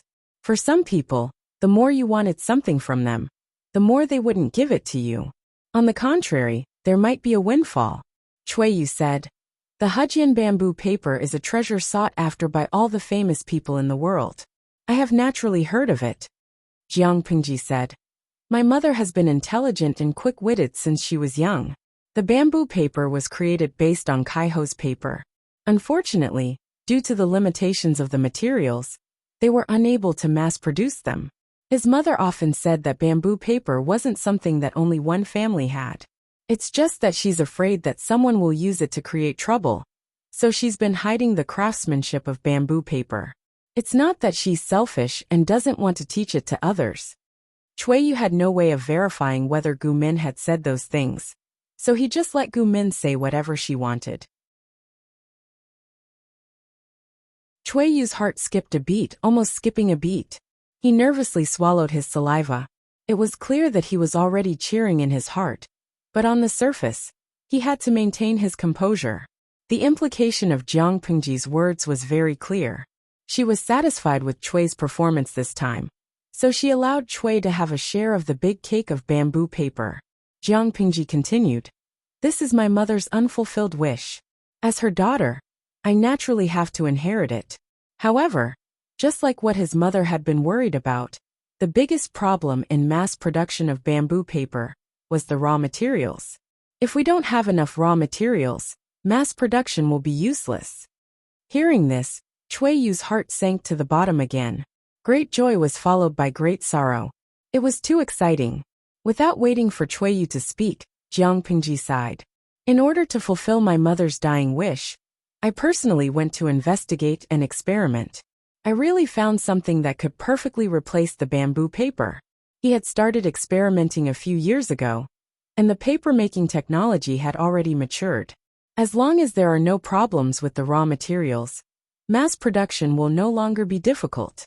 I don't say that everyone in the world can afford to use paper, but at least middle-class families won't have to continue using heavy bamboo slips. If Chui Yu's mood could be drawn into a picture, it would probably be like a roller coaster. The ups and downs could cause a heart attack. Jiang Pingji asked someone to bring a stack of cut rice paper. Chui Yu's eyes were glued to it. He had been modest before, but Chui's were rich. If they spent a high price and used their connections, they could always buy some from irregular channels. As the head of the Chuis, he had naturally used bamboo paper before. Just by looking at it, he knew that the improved bamboo paper that Jiang Pingji mentioned was not inferior to the quality of the top bamboo paper. If he could really get a share, would the Chuis just take a step forward?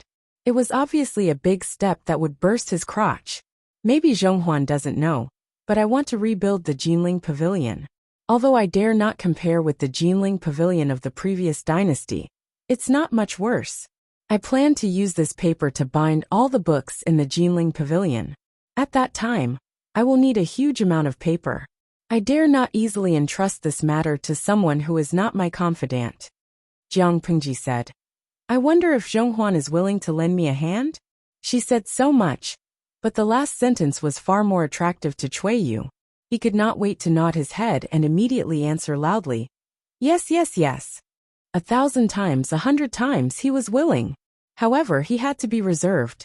Thus, Chui Yu forcibly suppressed the excitement in his heart and said reservedly, "It's my wish, but I dare not ask."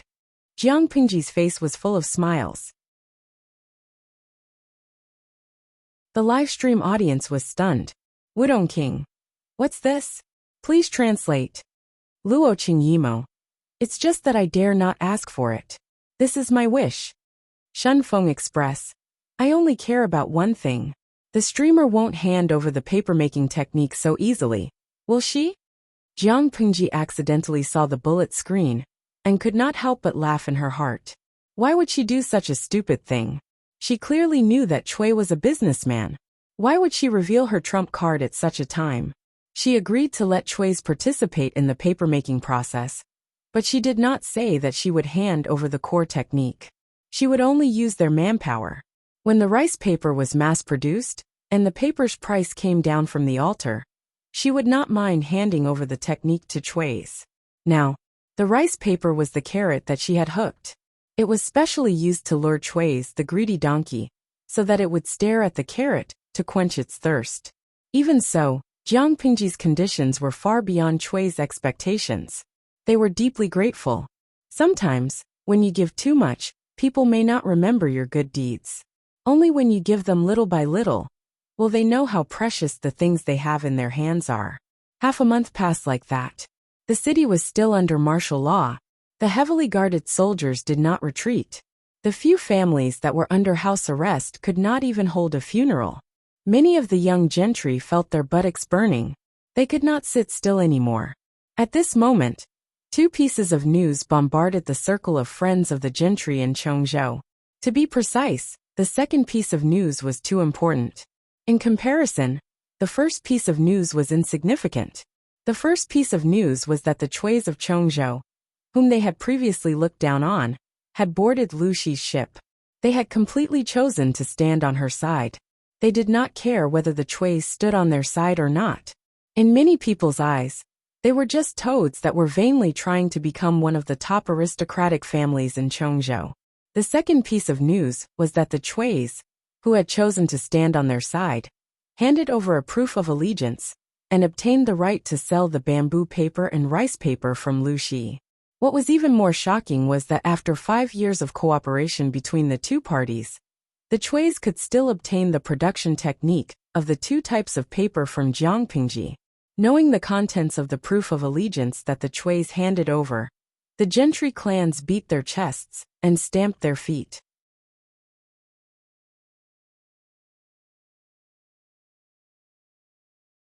Chapter 898. Reality had proven that opportunities were only given to those who were prepared, and those who were extremely lucky. If one did not have European blood, then it was better to be prepared. Who knew when the opportunity would come? The incident with the Chuis quickly spread among the circle of friends of the gentry in Chongzhou. There were many who were envious and jealous. The group of people who were originally trembling with fear were now scratching their heads and thinking about how to get a share of the spoils. They did not ask for the same treatment as the Chuis, but they should at least get a share of the spoils. The gentry were used to reading people's minds. Jiangpingji did not need to say it clearly. She only needed to let out some news, and they would follow the scent. Because of the exploitation of the fields and the slave trade, she relied on the fact that she had a strong army in her hands and ruthlessly attacked the aristocratic families of Chongzhou. Now that the Chuis were rushing to deliver the fields, she was all smiles and praised the Chuis greatly. She even had the intention to support the Chuis' rise to power. What did this mean? It meant that Jiangpingji wanted to take back the fields that belonged to the people. If they did not give it to her, she would keep them locked up and see who could outlast the other. If Jiangpingji was strong, the gentry would definitely stick together under the pressure of survival and work together to fight against her. However, the Chuis chose to rely on Jiangpingji. Because of this, they gained huge benefits that far exceeded what they had invested. As a result, the gentry began to mutter in their hearts. Instead of killing 1,000 enemies and sacrificing 800 of their own, it would be better to fight for a win-win situation. Of course, those who had such thoughts were mostly from mediocre families. As for the gentry who flaunted their nobility, they would rather break than bend. Want them to give in? Sure, let Jiangpingji personally visit them. Even if it was not 3 visits, she had to make 2 trips to give them face. Otherwise, there would be no discussion. With such thoughts in mind, different voices emerged in the circle of friends of the gentry in Chongzhou. Naturally, they could not stick together. Build virtue with kindness, build authority with strictness, reward for merit, and punish for mistakes. This is the way to govern. Qiguan Rang finished his work and leisurely brewed tea for himself. Hearing the report from his subordinate, he smiled and said to Jiangpingji, "My lord's tactics are becoming more and more sophisticated." Jiangpingji snorted. Although she did not say anything, the curl of her lips revealed her feelings. Qiguan Rang knew that his lord was in a good mood. Her expression was just like his daughter's when she was praised by her parents. Jiangpingji felt that her subordinates seemed to have misunderstood her. She tried to clear her name. It's better to be straight than to do things. Your lord isn't the kind of stubborn person who won't turn back until she hits a brick wall. If being flexible can reduce trouble, I won't disdain to do it. Qiguan Rang smiled but said nothing.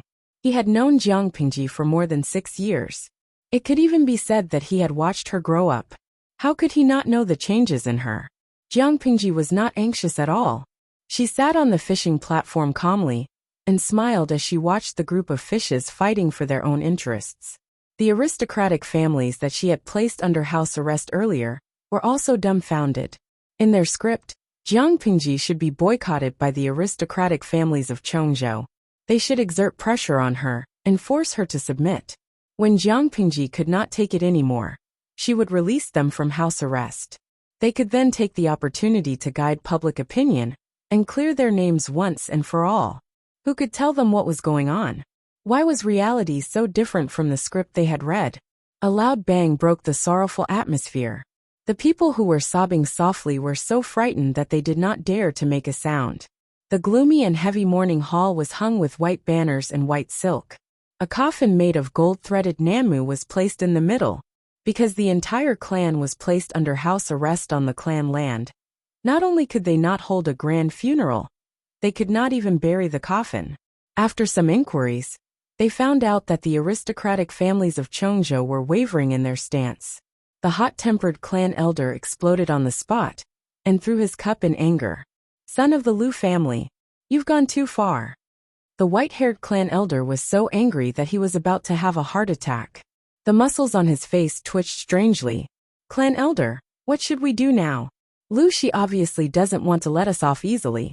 Are we supposed to keep him under house arrest and prevent the old master from being able to rest in peace? It has been dragged on for more than 20 days. If it continues to drag on, I'm afraid it will be difficult for the deceased husband's resentment to dissipate." The widow wore mourning clothes and mourning clothes. Her eyes were filled with tears, and her delicate and pitiful demeanor added to her charm. The clan elder said fiercely, "Even if the resentment is difficult to dissipate, it's still seeking revenge on Liu Shi. Why are you panicking? Women just don't have any experience. Shut your mouth." Liu Shi knows that if he wants to snatch it by force, once he gives in, the consequences will be unimaginable. Can you bear such a huge responsibility? The woman had never had her own views. Her husband favored his concubine and neglected his wife. She did not dare to fight for anything for herself. Now that her husband had passed away and she had no children, she was even more helpless. As the wife of the royal family, she was scolded and insulted by the clan elder in public. In a daze, she looked at the coffin in the hall and cried even more miserably. She was not crying for losing her husband. She was crying for her dark and unknown future. She had no children, her husband was dead, and the direct line of descent was lost. She was no longer the wife of the royal family. Similar scenes played out in the various clans. One by one they scolded Jiang Pingji. They held onto the land in their hands and refused to let go. Jiang Pingji did not care much. With the Chui's pledge of allegiance, she received many more pledges of allegiance over the next few days. The land that she obtained was not considered fertile, but it was more than enough to train the troops, build a military camp, and set up a paper-making workshop. As for farming, she brought her people to investigate the field. She studied the situation at the borders and the geography of various places. She chose 4 key districts for farming. Because a few of the aristocratic families in Cheongjo were placed under house arrest, many places had vacancies. After Jiang Pingji picked and chose, she either threw the positions to the small aristocratic families that sought refuge with her, and let them have a taste of the sweetness. Or, she placed the people she had groomed in the positions and let them practice. After a round of beating and bestowing favors, the atmosphere in Cheongjo changed. Anyone who thought that they had 9 lives could come and see if she would kill them or not. Without this as a backing, who would give in to her? Jiang Pingji ruthlessly reorganized the forces in Cheongjo. She pulled in one group and beat another. Then she cultivated her own forces. She was having a lot of fun. Based on this situation, the aristocratic families in Cheongjo will suffer a great loss. Wuxia received the news and was not surprised. TSK. Thinking about Hu County in his previous life, she was even more ruthless. She surrounded them at night and massacred the aristocratic families. It was a huge case that shocked the court. At that time, the prestige of the court was at rock bottom. The officials and the military pushed the blame to each other. Instead, she took advantage of the situation. She caused such a huge commotion. There were countless people who condemned her, but nothing happened in the end. In comparison, Cheongjo only lost a few leading aristocratic families. That was a blessing to their ancestors.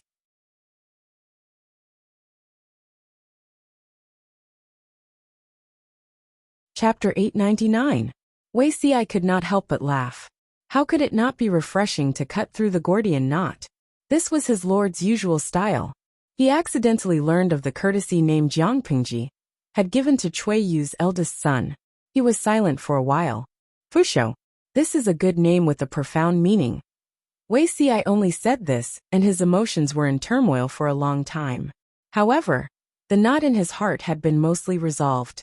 He felt uncomfortable for a while before letting it go. Mr. Wei, my lord specially asked me to deliver a letter to you. It is now in your room. Wei Xi was surprised. He put down the bamboo slip in his hand and looked up at the messenger. His lord had a secret letter for him. It must be an important matter. How could she leave it in his room? Servants usually came in and out to clean. If he accidentally lost the secret letter and delayed his lord's important matter, what should he do? Wei Xi hurriedly put down his work and walked quickly to his room. There was indeed a letter on the coffee table. With a serious face, he removed the seal and picked up the letter inside.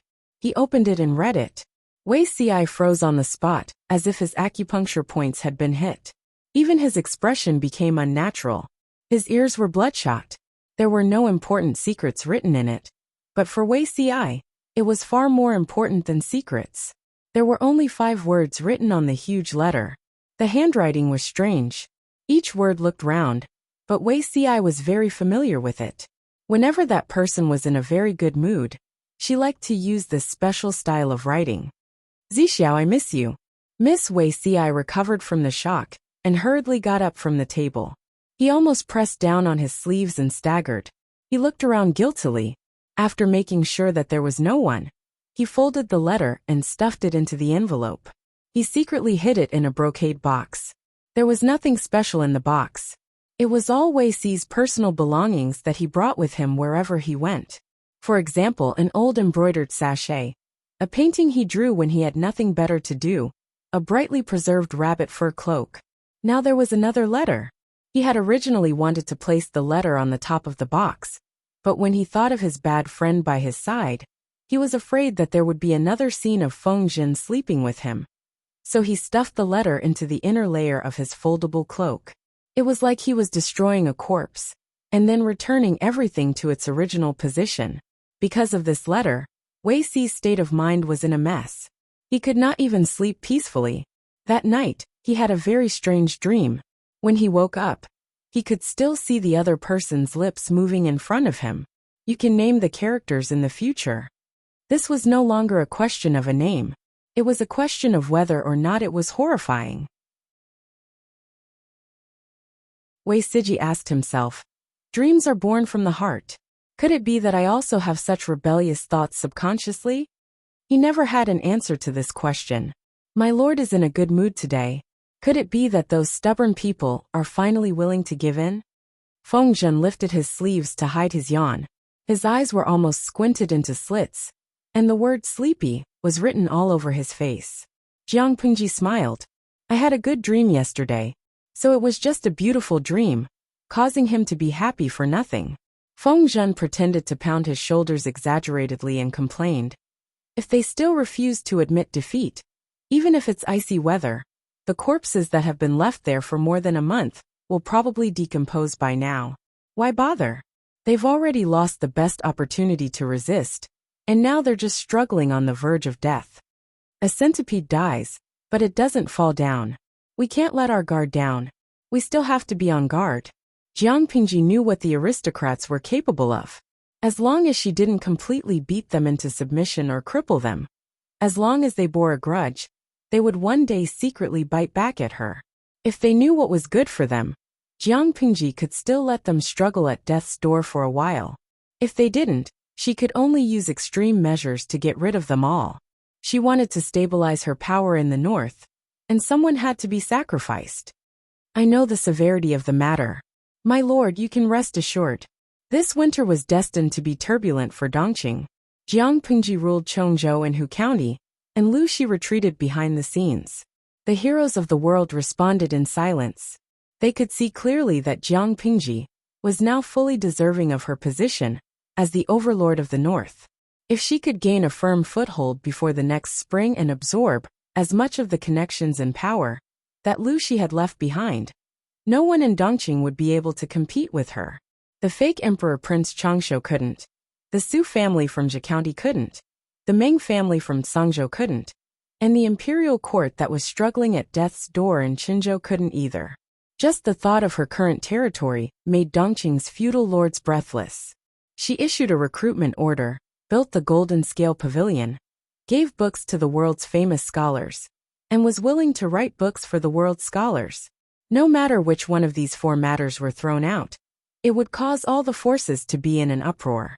Let's talk about the recruitment notice first. It wasn't something that just anyone could make. The first person was a sage 700 years ago. He sought talents for reform, swept away the chaos in the world, and stabilized the world. The second was the founder of the Xia dynasty. Under the advice of Prime Minister Huangfu, he built a platform to recruit talents.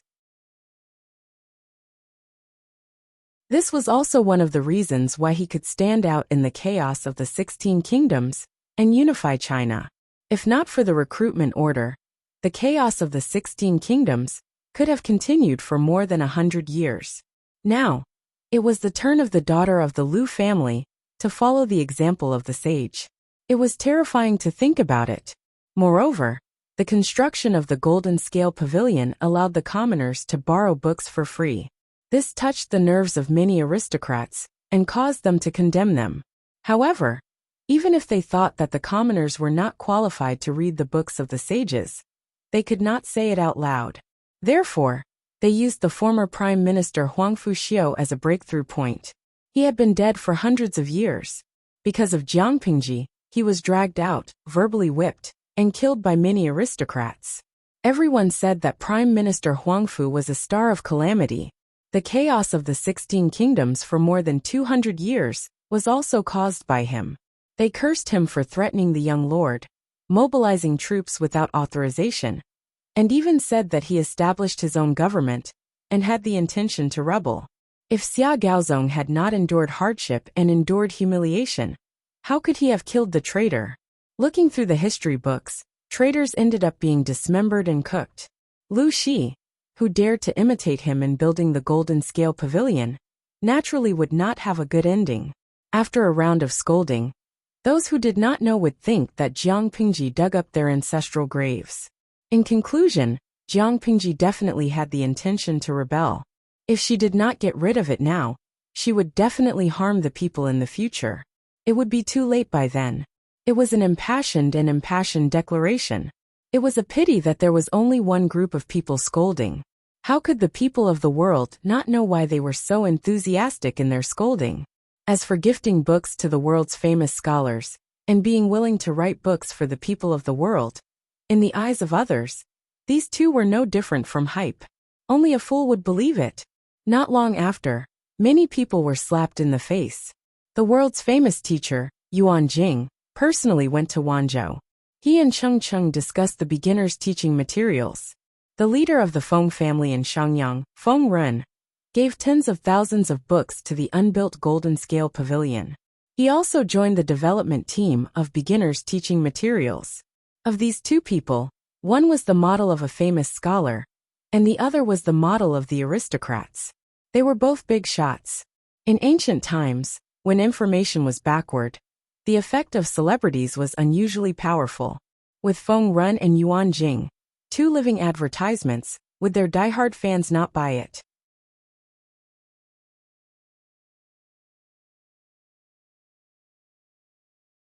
Chapter 900. The late emperor passed away, and the young emperor succeeded the throne.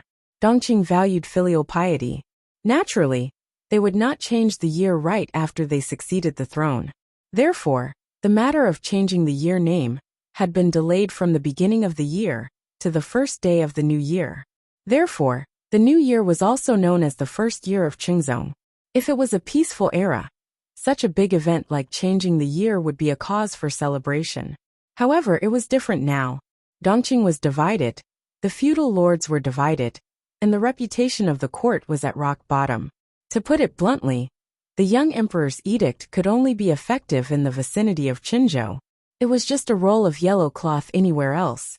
As the lord, Jiang Pingji should receive the New Year's greetings from the officials in the state capital. However, the state capital of Wanzhou had not been built yet. There were still many things for her to deal with in Qinzhou and Hu County. The officials were so busy that they wanted the people to have a good new year. When the people under her rule reunited with their families, Jiang Pingji, Lu Shi, and Lu Zhao gathered for a simple dinner.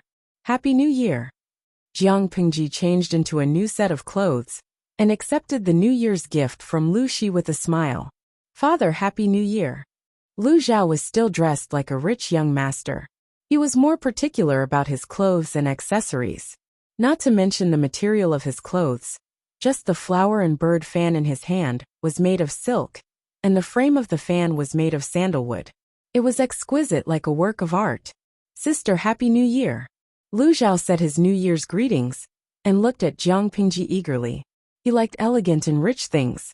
His daily clothes and accessories had to be perfumed before he wore them. The daily expenses were not small. Lu Zhao's life was tight with the fixed monthly allowance given by Lu Shi. He looked forward to getting a big red envelope from Jiang Pingji during the new year. Jiang Pingji could not help but smile. She replied with her greetings, but did not take out the big red envelope that Lu Zhao had expected. Lu Zhao was speechless. He felt wronged. Did he have to continue eating dirt next month? When Lu Zhao was discouraged, Jiang Pingji said, I have sent someone to send it to your room. Lu Zhao's eyes suddenly lit up. He wanted to shout, Long live sister. Lu Shi was rather displeased. He is always chasing dogs and fighting cocks. He is ignorant and incompetent. If you continue to spoil him, he will rely on you in the future. Lu Zhao was most afraid of Lu Shi. Hearing him reprimand him, he quickly hid behind Jiang Pingji. Fortunately, Jiang Pingji was tall. Otherwise, how could she block Lu Zhao? Jiang Pingji smiled and said, So be it. It's not like I can't afford to raise him. Sister, if that's the case, can you ask father to give me a raise? Not only did Lu Zhao depend on his sister, but he also depended on his father. What made people sad and indignant was that after gnawing on him, he was still a Moonlight Clan member. It couldn't be helped. He liked to live an exquisite and luxurious life, so his daily expenses were naturally not small. Lu Shi's face twitched. If it wasn't for the fact that he didn't wear his sword during the new year, he would have drawn his sword and let Lu Zhao know why the flowers were so red. You're a man, yet you're so keen on living off a woman. Can't you have some backbone? There were only 3 people at the New Year's banquet, but this was Lu Zhao's first time celebrating the new year with so many people. In the past, in the backyard of the Lu residence, Madame Guzhen was bedridden and Madame, who did not like to see him. Even on a big day like the new year, he would stay in his courtyard and eat the dinner prepared by the servants. In his eyes, there was nothing special about the new year except that there were more rations. Lu Shi glared at Lu Zhao. Come over early tomorrow to pay your respects.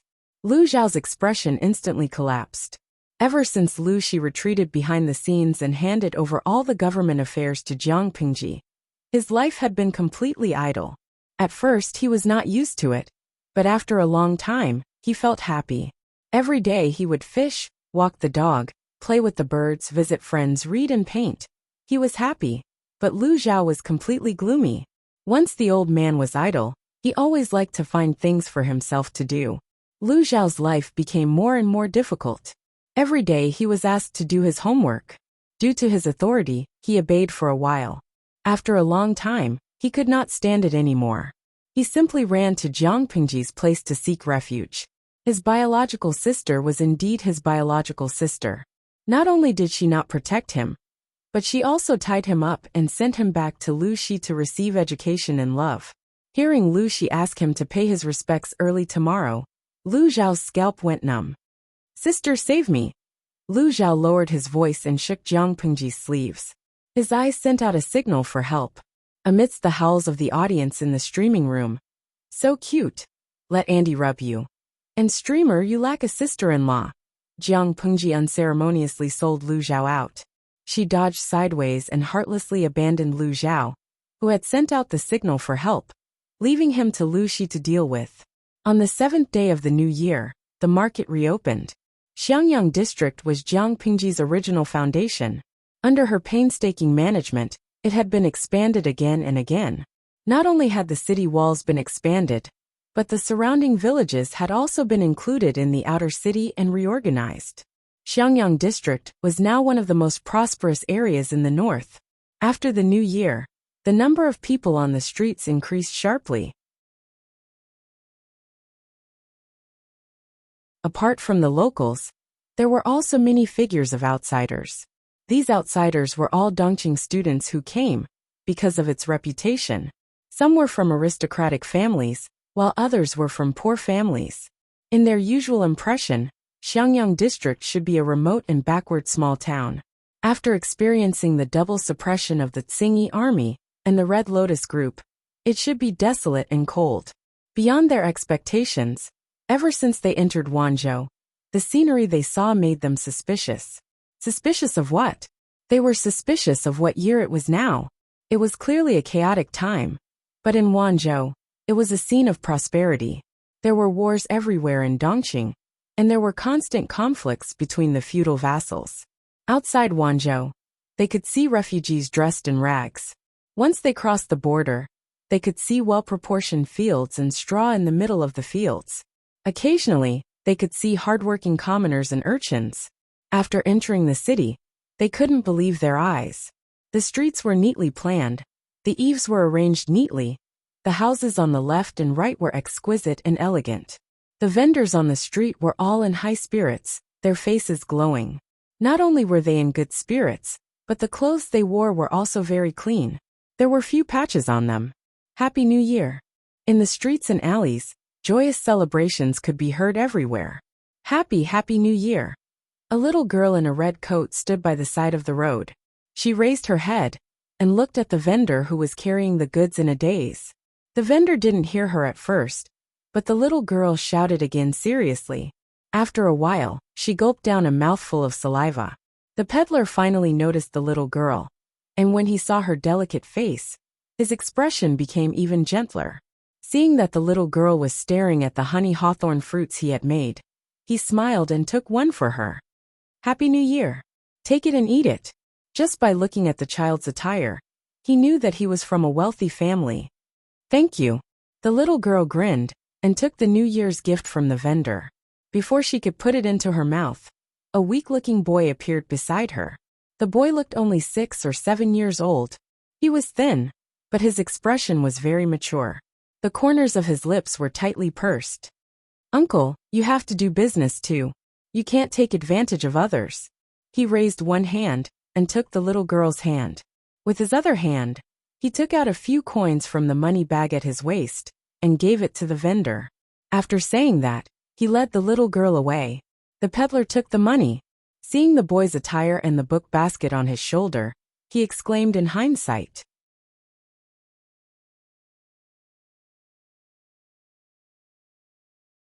Chapter 901. The outsider heard it and asked in surprise, "What Golden Scale Academy?" The peddler straightened his chest and said proudly, "It's an academy built by our prefecture magistrate." The outsider was also a scholar from a poor family, who came because of its reputation. He had noticed the little girl in the red coat early on. After all, dyeing techniques were very low nowadays. The brighter the color, the more expensive it was. Those who could afford to wear such a bright red coat must be rich and extraordinary. Seeing that there was no servant by the girl's side, his sense of justice was triggered. He was afraid that someone would kidnap the child. So he stopped for a while. The person asked the peddler doubtfully, "When did the prefecture magistrate of Lu build an academy? Didn't he just build Golden Scale Pavilion?" "It was built a month ago.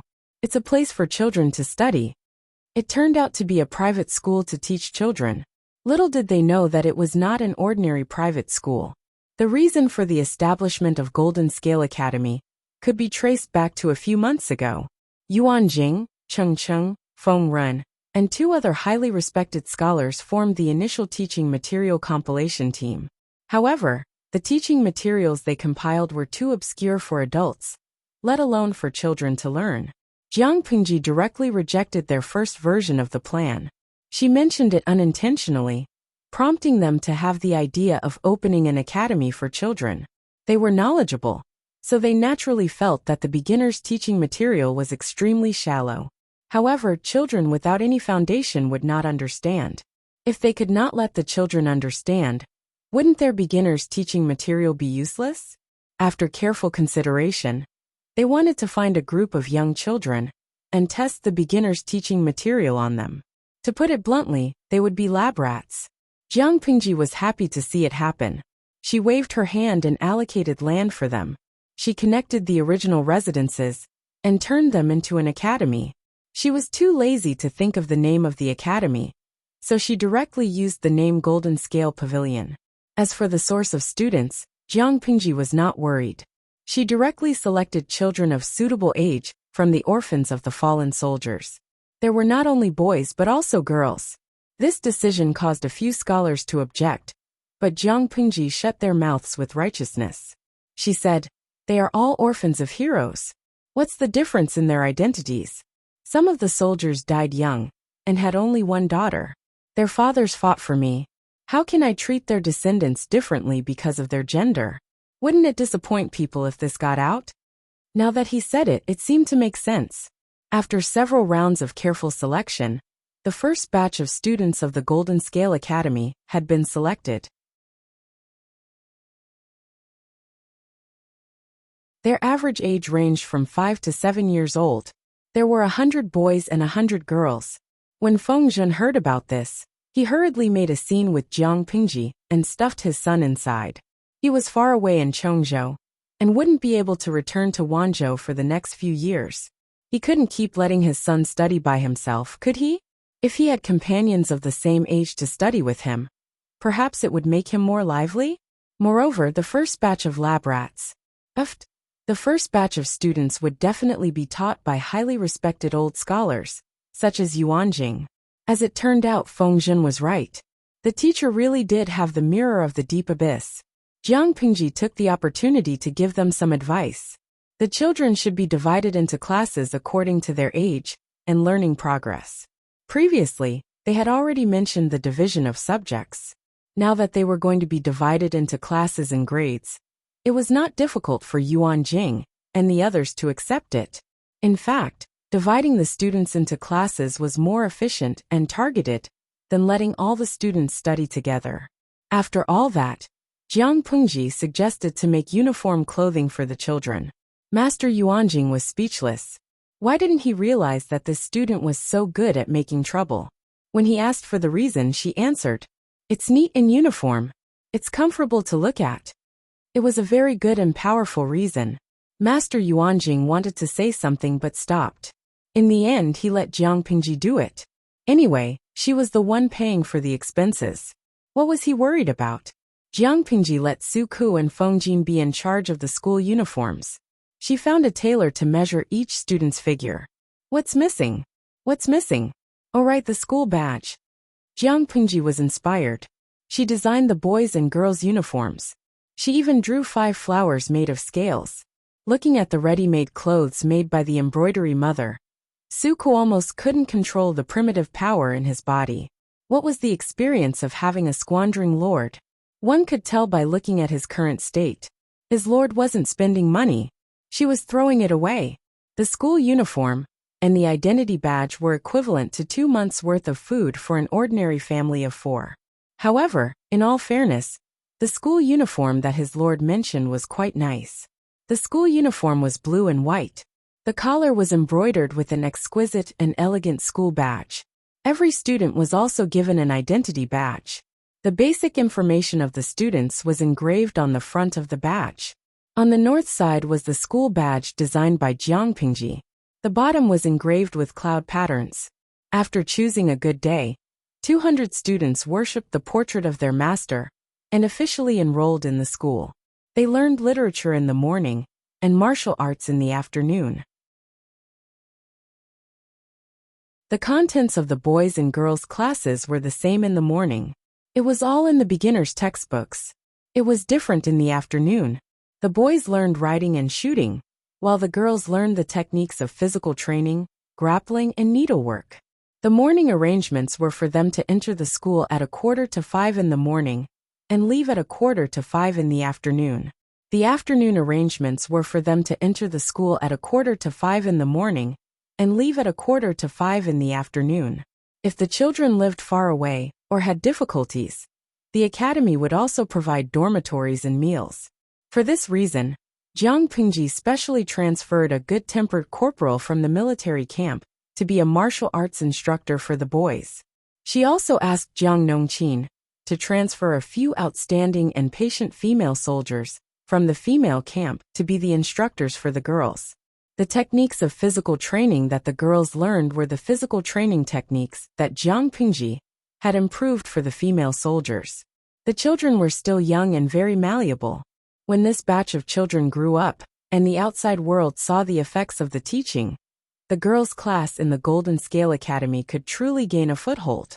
The blue and white school uniforms that these children wore gradually became a familiar symbol to the people of Xiangyang district. Wei Jingxian, who had finished her official duties for the day, returned home. As soon as she entered the main hall, she saw the boy from Feng Zhen's family reprimanding Changxing rigidly. Changxing, who was dressed in red, still had her head lowered. She stuck out her tongue and licked the bee sugar coating on the outside of the hawthorn fruit until it was wet. What situation was this? You can't leave the manor as you wish in the future. There are more and more outsiders, and the security in the district is not as good as before. Changxing has a wet nurse. After saying that, she slurped again. Sparkling saliva hung from the corner of her mouth. The sugar coating on the hawthorn fruit in her hand had also been licked away. That won't do. It was still dangerous for the elderly, the weak, women and children to encounter sudden incidents. Changxing pouted. Tears quickly gathered in her watery eyes. After a while she cried out loud. Wei Jingxian laughed and carried Changxing up from the table. She said to Feng Yi, "Changxing is pestering you again?" Feng Yi shook his head. "You can only blame Changxing for not being sensible and delaying your studies." Feng Yi said, "The teacher's teachings are very simple." It was not considered a delay. No matter what, he was a child who started learning at the age of 3 and was personally taught by Feng Zhen. Feng Yi had a solid foundation. The content that the teacher taught was not difficult for him. Therefore, he still sought additional homework from the teacher during his spare time. Feng Yi, I love learning. Learning makes me happy.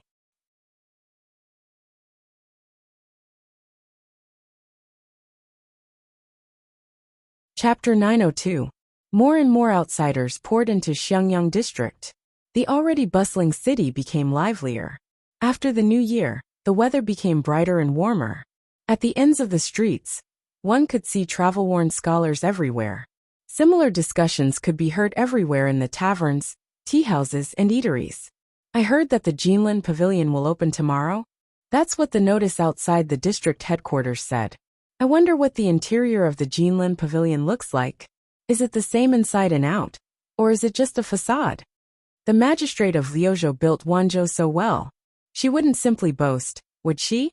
Let's go take a look when the pavilion opens tomorrow. Some people talked about the Jinlin Pavilion, some talked about the current situation in the world, and some talked about Jiang Pingji. She governed Wanzhou until it was prosperous, and no one could blame her. However, the things she had done all these years were both praised and criticized by the outside world. There were only 2 points that were mentioned most often: supporting the poor and harboring disloyalty. Needless to say, among the civil and military officials under her, apart from Feng Jin, who else was from a respectable and noble family? As for harboring disloyalty, it was enough to explain everything just by looking at the recruitment notice and the construction of the Jinlin Pavilion. Under everyone's anticipation, the Jinlin Pavilion officially opened on the 3rd of March, the Flower Festival. From its appearance, the Jinlin Pavilion was no different from ordinary mansions. It inherited the consistent architectural style of Xiangyang district, simple and elegant. There were soldiers standing guard everywhere outside. Each of them had a cold glint in their eyes and a resolute look on their faces. They stood there motionlessly. Yuan Jing, Feng Ren, and Cheng Cheng presided over the opening ceremony. After offering sacrifices to the gods, they personally pulled down the red silk covering the signboard. On the signboard, there were 3 big characters: Golden Scale Pavilion.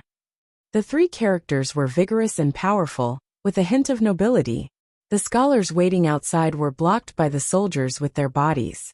The whole place was silent. Countless pairs of eyes stared at the hands of Yuan Jing and the others. After the ceremony, the pavilion opens. Cheng Cheng and the others wore high hats and wide belts. Their sleeves fluttered and their expressions were solemn. With a squeak, the door of the Jinlin Pavilion opened. At that moment, several rows of soldiers passed through the crowd and arranged for the scholars to enter in an orderly manner. "Why can he enter but I can't?" The soldier in charge of inspection said. "You can't enter today without a token." "Token? What token?" The scholar who was stopped frowned fiercely. It seemed that he would not give up until he made it clear.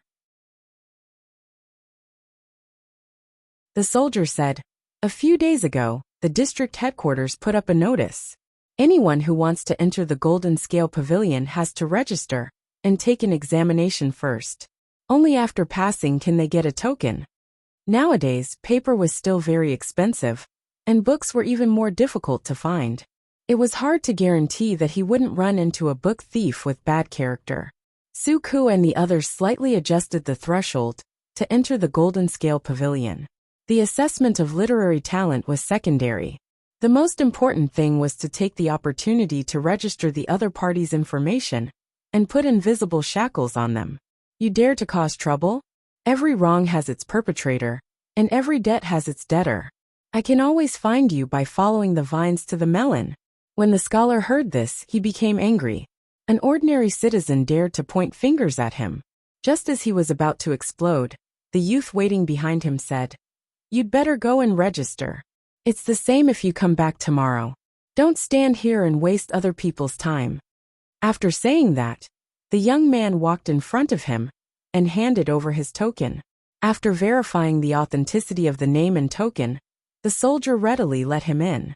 The scholar from before hurriedly flung his sleeves and angrily went to the side to register. On the other side, the scholars who had already entered let out exclamations of surprise. When they realized that they had lost their composure, they looked at the other people around them who were also stunned. They instantly felt better. They couldn't be blamed for being inexperienced. The scene inside the Golden Scale Pavilion was really beyond their expectations. Although it was called the Golden Scale Pavilion, there were more than one building and one pavilion inside. Currently, only the main building of the Golden Scale Pavilion was open to the public, which was also the largest building in the Golden Scale Pavilion. Looking at the name on the signboard, the crowd felt strange. But when they read the meaning carefully, they could feel the heroic spirit that hit them in the face. It couldn't be more appropriate to give the main building of the Golden Scale Pavilion such a name. The main building was in the shape of a huge ring, and the area it occupied was actually larger than that of an ordinary two-sectioned house. There were 4 large doors, 8 small doors, and 36 wooden windows with hollow patterns. When the door was opened, the interior was brightly lit. Rows of bookshelves surrounded the building in a ring. Many of the bookshelves were already filled with paper books. There was a sign on each bookshelf, which briefly described the type of books on the bookshelf. The interior of the building was ingenious. The bookshelves themselves were divided into private rooms of various sizes. In the private rooms, there were mats for people to rest on. Apart from that, there was also a writing table and a set of brush and ink. What was even more amazing was the design of the dome on the second floor. It made full use of natural light. Even if there was no oil lamp in the room, as long as there was sufficient light outside, the room wouldn't feel dark when the windows on the second floor were opened. This is... The scholars who were qualified to enter the Golden Scale Pavilion approached one after another. Some of them were even so excited that they forgot to speak. The Golden Scale Pavilion. The well-deserved Golden Scale Pavilion. The crowd calmed down. Someone was about to step forward to take a book from the bookshelf, but was unexpectedly stopped by someone. Before that person could speak, the person explained, "Although the books in the Golden Scale Pavilion are free to read, you can't touch them casually. If you want to read any book, just ask someone to bring it to you. If you want to borrow books and copy them, bring your token over there to register. We will provide brush and ink at a low price." The Golden Scale Pavilion had just opened. They didn't want anyone to maliciously destroy books or hide them. Therefore, they had to set up a strict system at the beginning. When the public got used to it, the Golden Scale Pavilion could appropriately relax the borrowing system. When the crowd heard this, they were a little unhappy at first. But considering the price of paper books, It was reasonable for the Golden Scale Pavilion to be stricter. There are so many books here, the manager said with a smile. There are still 90% of books that are still in the bookstore and haven't been put on the shelves. There are still 90%. The others were so shocked that they couldn't speak. Of course. There are still 60% of the bookshelves on the first floor that are empty. The second floor is completely empty. The crowd was so shocked that they were numb. One after another, they borrowed the books that they liked and found a well-lit place to read quietly. Rather than reading, it was more like they were stroking the pages with their fingers, as if they were caressing the skin of their loved ones. The touch was too good. They were even more shocked than when Suku saw the bamboo paper for the first time. The first batch of people who entered the Golden Scale Pavilion consisted of about 100 people. Almost all of them were book lovers. They treated the thread-bound books in their hands as if they were their ancestors. Not to mention destroying them, they didn't even dare to use a little bit of force. Seeing this, the manager of the Golden Scale Pavilion heaved a sigh of relief. Not long after, someone made a request to make a copy. That person looked nervous. He was afraid that his request would be rejected. It was good enough to let people read the books for free. Why would they let others make a copy? For most people, books weren't books. They were priceless treasures. They wouldn't lend them out easily. The receptionist smiled. She turned around and fetched a set of brush and ink, as well as blank bamboo slips that had never been used before. These bamboo slips weren't provided for free, but the price was only 10% of the market price. Thank you. After the person thanked the receptionist, he took the things back to his seat. He read silently while making a copy. Unknowingly, the sun was setting. It was time for the bookstore to close. They returned the books reluctantly and stepped out of the Golden Scale Pavilion. Good reviews. Definitely 10 stars.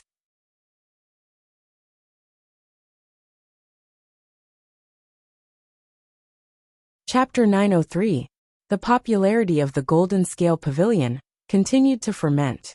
It was like a shy and delicate flower, emitting a rich and alluring fragrance that constantly attracted its prey to come one after another. The other feudal lords could only watch the heat. Jiang Pingji lived in Chongzhou, but she knew the situation in Wanzhou like the back of her hand. The fish in the pond have been kept for a long time. The fish are fat now. It's a good time to fish. She looked at the official documents sent by Suku and the others. Coincidentally, Qiguan Rang came in with a pile of bamboo slips. She hurriedly said, "Wenjeng, come over and help me draft a document." Qiguan Rang saw the smile on her face and could not help but ask, "Has something good happened, my lord?" Jiang Pingji smiled and said, "Of course it's something good. If it's done, I'll make up for the 3 years of vacation that I owe you." Qiguan Rang had worked for Jiang Pingji for more than 2 years. He had experienced 3 new years, but he had never taken a vacation. Although the salary was not low, it still could not make up for the bitterness of being busy from the beginning to the end of the year. His lord's credibility had fallen to the bottom. Unless Qiguan Rang was stupid, he would not believe a word about the vacation. He did not believe it, but he said, "All right, I'll grind the ink now." Jiang Pingji said, "Xiaoyu and Huayu told me that as of now, there are 3,963 scholars who have borrowed books from the Golden Scale Pavilion." When Qiguan Rang heard the number, he almost dropped the pen in his hand. There are 3,963 people? To enter the Golden Scale Pavilion, one had to go through a simple assessment. Only those who passed the assessment had the right to register their name and make a token. As long as they checked the number of tokens, they could know how many people had entered the Golden Scale Pavilion. Jiang Pingji also used this method to collect basic information about the scholars. Entering and exiting the Golden Scale Pavilion, borrowing books, and copying books had to be registered. Therefore, she could know how long each person had read, which books they had read, and which books they had copied. Based on the information, she could also roughly judge whether the person was eager to learn, whether they had perseverance, and how good their foundation was. Unknowingly, most of the information about these people had been leaked. Among these people, there is no lack of talented people. I plan to recruit targeted people. Although we are also cultivating our own talents, it will still take a few years. We can't always let one of you do the work of 10 people. If you become exhausted, I will feel distressed. The so-called conscription was actually a system to promote talents. As the governor of the prefecture, Jiang Pingji naturally had the right to do so. After Qiguan Rang heard this, he snorted softly and did not comment. If his lord took pity on them, why would she owe him 3 years of leave in a row? 3 years, 7 days of annual leave a year, a total of 21 days. They were all swallowed by his lord. Does my lord mean that you want to promote talents from among these scholars? Jiang Pingji said, of course. They've already sent themselves to me. How can I let them go so easily? I painstakingly built the Golden Scale Pavilion for them to study and learn for free. Could it be that I'm doing all this for someone else, so that they can rely on the other party after they grow up? We will first select those with good character and talent, to alleviate the predicament of the shortage of manpower. As for the rest, you can come and go as you please. The corner of Qiguan Rang's mouth twitched. He had really underestimated his lord. She was really a good businessman. Her ability to pluck feathers from wild geese was amazing. If it was someone else, they might not have had such a good reaction like her. Not only could she draw inferences about other cases from one instance, but she could also exploit them over and over again. My lord, I'm afraid it's difficult to distinguish who's better and who's worse based on this information alone. Jiang Pingji said with a smile. This is simple. Why don't we use the banner of making friends through literature and set a few difficult questions to test everyone every day? Then let the prestigious scholars be the judges. They'll score everyone's answers and list out who's better and who's better. Every day, the top 3 will receive meal vouchers from the guest house. With the voucher, they can eat 3 meals a day at the guest house. Each meal will provide 2 meat dishes, 2 vegetables, and 1 soup for free. In this way, they could not only get a clear understanding of everyone's talents and knowledge, but they could also build a reputation for the guest house in Wanzhou. Qiguan Rang sighed as he wrote quickly. His lord was a profiteer who was held back by her ambition to dominate the world. Not long after, Qiguan Rang finished writing a document and handed it to Jiang Pingji to read. If there were no problems with the content, this document could be sent to Wanzhou urgently. By the way, remember to get the messenger to look for Zhengtu and ask him if he wants to bring anything along. Why should I look for General Fu Wang? Qiguan Rang was surprised. Jiang Pingji pursed her lips and muttered, looking at the time, Huijun will be giving birth soon. Qiguan Rang understood immediately. If one did not live in this era where books were scarce, one would never understand people's thirst for knowledge. There were always students who waited outside the Jinlin Pavilion before dawn. They only left reluctantly when the pavilion closed. Sometimes, they did not even have time to tidy up their appearances. They studied hard day and night, diligently practicing without stopping. In order not to kill anyone, Suk specially arranged for people to set up a free canteen in the Jinlin Pavilion. Everyone could receive a bowl of thick meat porridge with their identity token. They even opened up a few quiet courtyards for the scholars to take a break or discuss scriptures in their spare time. In just 3 months, the name of the Jinlin Pavilion in Wanzhou had spread throughout the whole of Dongqing. It even had the tendency to spread to other countries. On this day, the scholars stayed in the Jinlin Pavilion as usual. Some frowned in deep thought, some discussed with their friends in low voices, and some copied seriously. At this moment, a notice quietly appeared in the Jinlin Pavilion. What's this? A commoner dressed in linen felt his stomach was empty. He carefully got up from his seat and was about to receive a bowl of meat porridge to fill his stomach when he happened to see the notice board outside the door. He fixed his eyes on it and revealed some confusion on his face. Guest house? What is this place? It was obvious that it was something created by merchants. It was full of the stench of money. The passing scholars frowned unhappily. The commoner said, "This guest house is a restaurant established by the magistrate of Liuzhou. The profits of the restaurant are used to settle down the orphans of the soldiers." Hearing that it was a restaurant established by Jiang Pingji, the scholar's expression softened a little. If it was used in the right way, He could reluctantly tolerate merchants doing business in the Jinlin Pavilion. He also went forward to read the contents of the notice board carefully. He suddenly became interested.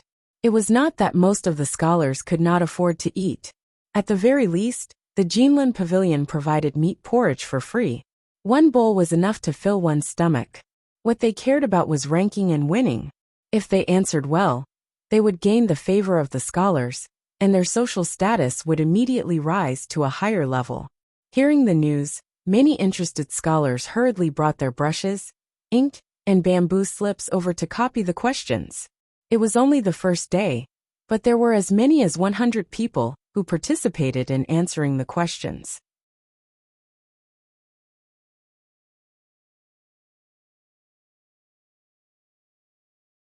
Chapter 904. Of course, the so-called guidance was not teaching them face-to-face, but adding a few comments on the bamboo slips they submitted.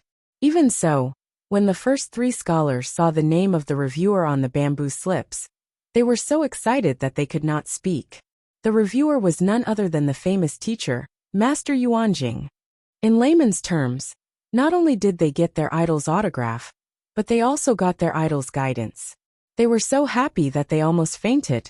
One should not think that idol chasing only existed in modern times. The ancient people were just as enthusiastic about idol chasing. Throwing fruits into a cart was a small matter. There were even brainless fans, who wrote poems to express their love for idol chasing every few days. Speaking of brainless fans, Master Yuanjing had many brainless fans. A ready-made example was Tang Yao. He was Master Yuanjing's brainless fan. With his admiration for Master Yuanjing, he resolutely left his family and traveled thousands of miles to Langyi County to study. After the news spread, the number of people who submitted bamboo slips soared to thousands on the second day. Master Yuanjing was speechless. The old man had to correct and read thousands of bamboo slips in one night. Therefore, for the sake of their lives, the exam that was supposed to be done once a day became once every 7 days. Cheng Cheng saw Master Yuanjing's pale face and took the initiative to help him review. If he was lucky, he could discover young people with potential. It turned out that Jiang Pingji's method was very effective. Don't look at how there were only 10 questions each time, but each question hit a very targeted probe. Most of the scholars did not realize that there was something fishy about it. Only a few people who were more sensitive noticed it. Faintly, they felt that it was related to their future, so they paid more attention to the questions. Every time, they deliberated over the questions repeatedly before writing. They did not give a general answer. Instead, they chose to explore deeply, speak freely, and express their opinions directly. In fact, most of the people's literary talent could not catch Master Yuanjing's attention, but he could occasionally find 1 or 2 outstanding works that made his eyes light up. After a few corrections, Master Yuanjing smiled helplessly. There are many moldable talents among them. There is an 80% chance that they will be recruited by the magistrate of Liuzhou. From the contents of the previous answers, many people had realized the hidden meaning behind the 10 questions. At first they were perfunctory. Later on they were very attentive. Even a fool could see the motivation behind this change. Jiang Pingji was not very attractive to the scholars, who came from aristocratic families. What about those scholars from poor families? Once they were fortunate enough to receive Jiang Pingji's conquests, it was tantamount to reaching the sky in a single bound. The road to success was directly paved under their feet. Cheng Cheng thought for a moment and said, although the Lu Prefecture's overseer is powerful, there aren't many people who can be used. Naturally, he has to recruit talents. This kind of assessment method was truly unheard of and unseen. Compared to this, I'm worried about something else. When Yuanjing heard that, he immediately understood what Cheng Cheng was worried about. Conscription was a way to promote talents. However, this was not a one-way way. It was a two-way street, and did not have any coercive power. Conquests were also a form of courtesy. The conquered could gladly accept the offer, but he could also decline it. Jiang Pingji had the right to conquer someone in her territory, and that person also had the right to reject her. If they didn't accept the conquests, some people did it because they really did not want to be an official. They wanted to live in seclusion and live a carefree life. Some people wanted to gain reputation. For example, if a beautiful girl from a poor family rejected the love of a domineering CEO, the beautiful girl would instantly become famous. Of course, there was a third situation, which was to keep people in suspense. In layman's terms, some people felt that the easier it was to get, the less it would be treasured. Therefore, they would decline it again and again. When the other party's appetite was at its highest, they would gladly accept the conquests, and it would become a good story between the ruler and the minister. Conscription not accepting was an unspoken rule in the industry. Generally, people would refuse the first time and only agree to be an official after the second or third time. Cheng Chung was a little worried. Would the seedlings he favored lose their minds and play conscription in front of Jiang Pingji? Based on his understanding of the governor, he was proud. If she was rejected once, she would not do it a second time. Those who wanted to keep people in suspense would go overboard. Master Yuan Jing and Cheng Chung looked at each other tacitly. They suddenly felt an indescribable sense of melancholy. They felt that there would definitely be people who would not accept the conscription. As expected, there were people who did it. There was more than one person. After several attempts, the talent assessment was almost done. Su Ke followed Jiang Pingji's wishes and extended an olive branch to the 28 young people. Among the 28 people, 10 were born poor, 11 were from destitute gentry families, and the other 7 were from gentry families with average family backgrounds. They were all between 20 and 40 years old. They were in their golden years and had a lot of room for nurturing. In the end, among the 28 people, 20 accepted the conscription, and the rest all rejected. Su Ke was speechless. When he heard the news, his expression was as black as the bottom of a pot. Reading for free, borrowing books, copying books, freeloading the meat porridge provided by the Golden Scale Pavilion, eating to their heart's content with meal vouchers from the reception house. During the conscription, they should at least give them some face. How could they reject them so decisively? Would it kill them to be a little more tactful and save face for both sides? How infuriating! Su Ke was so angry that he could not swallow his rice.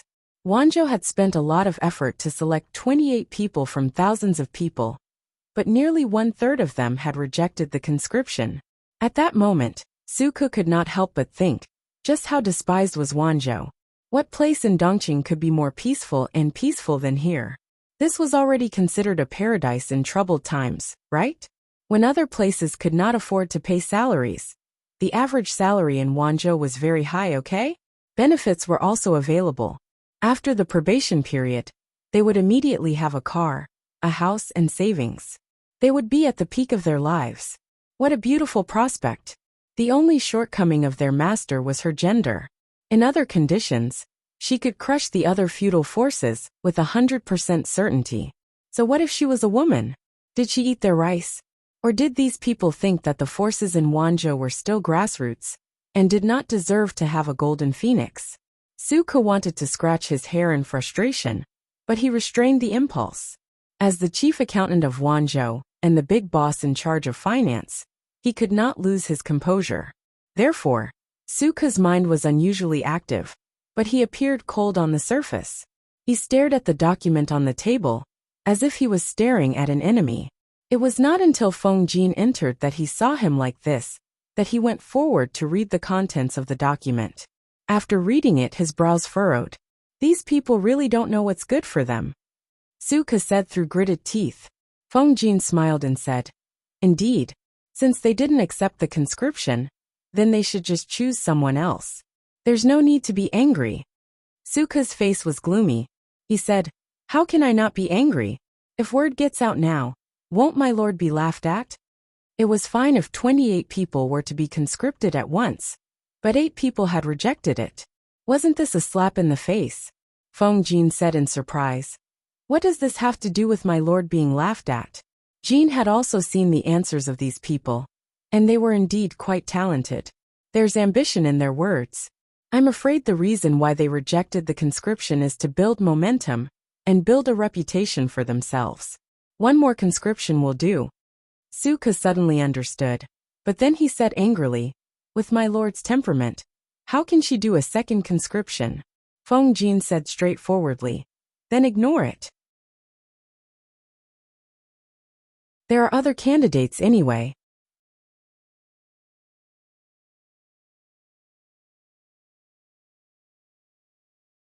Chapter 905. There was only one chance. If he didn't grasp it, how could he blame others for not giving him a second chance? How could that be? Feng Jin smiled and comforted Su Ku, in case his colleague was angered to the point of causing trouble. It wasn't that Su Ku didn't understand this, but he was still a little indignant. After a while he said, "No matter what, we still have to consult the Lord about this and see what she decides." Feng Jin said, "Of course." Even though they understood Jiang Pingji's temper and knew that she wouldn't go for a second conscription, they couldn't make decisions for her. As expected, Jiang Pingji, who was far away in Chongzhou, received the news. She was so angry that she wanted to laugh. "The conscription was rejected? Since they don't think highly of me, I won't force them. Wenjeng, draft a document and tell Xiaoyu what to do. Everything will be done according to the rules." Although 20 people agreed, "We still don't have enough manpower. Let him continue to filter." Qiguan Rang cupped his hands in acknowledgement. No matter what reason they had for rejecting the conscription, Jiang Pingji would grant them their wish. There was only one chance, and it was always given to those who were prepared, who would stretch out their face to be slapped a second time, after being slapped in the face once. She didn't want her dignity. In the words of the livestream viewers, one had to have the capital to be pretentious. If he wasn't Zhuge Liang, why would he bother with 3 visits to the thatched cottage? Shushan Yali, streamer, don't be angry. Pat your head. Luoyu treading on flowers. It's their loss to lose the chance. Without these people, there are still millions of talents waiting for the streamer. Xiao Xiao. In modern times, the streamer is like the CEO of a company. They are freshmen who applied for a job. The company has already decided to hire them, but the freshmen arrogantly rejected them. At this point, they still expect the company's CEO to personally invite them? Do they really think they're Zhuge Liang? Pia Pia Wiang. I realize that your focus is a little off. Isn't the focus on the streamer's method of promoting talents? The bullet screen was quickly drowned out by the sea of bullet screens. Qiguan Rang, who was at the side, stole a glance at Feng Zhen. He noticed that the latter was smiling with his eyes squinted, as if he was watching a good show from the sidelines. At noon, Qiguan Rang and Feng Zhen went out together. He lowered his voice and asked, "Zisher, what were you laughing at just now?" Feng Zhen held a bag of dried and pickled radishes in his hands. He ate them as he walked. He had stolen them from the Chongzhou guest house branch. It was salty with a hint of spiciness, and could be used as a snack to grind the teeth. Fortunately, Qiguan Rang wasn't Feng Jin. Otherwise, how could he stand the sight of Feng Zhen chewing on dried carrots as he walked? She would definitely reprimand him for his lack of manners. Feng Zhen laughed and said, "If I don't laugh, am I supposed to go forward and advise my lord to be magnanimous?" "Of course not."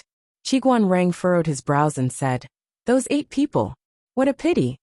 It was an unspoken rule in the industry to refuse a conquest. As long as the person wasn't uninterested in fame or looked down on others, they would usually agree to a second conquest. Feng Zhen said, "Don't you know the Lord's temperament?" She was very clear in her heart, but she was unwilling to put down her pride and go on a second expedition. Without these 8 people, there would always be others to fill in.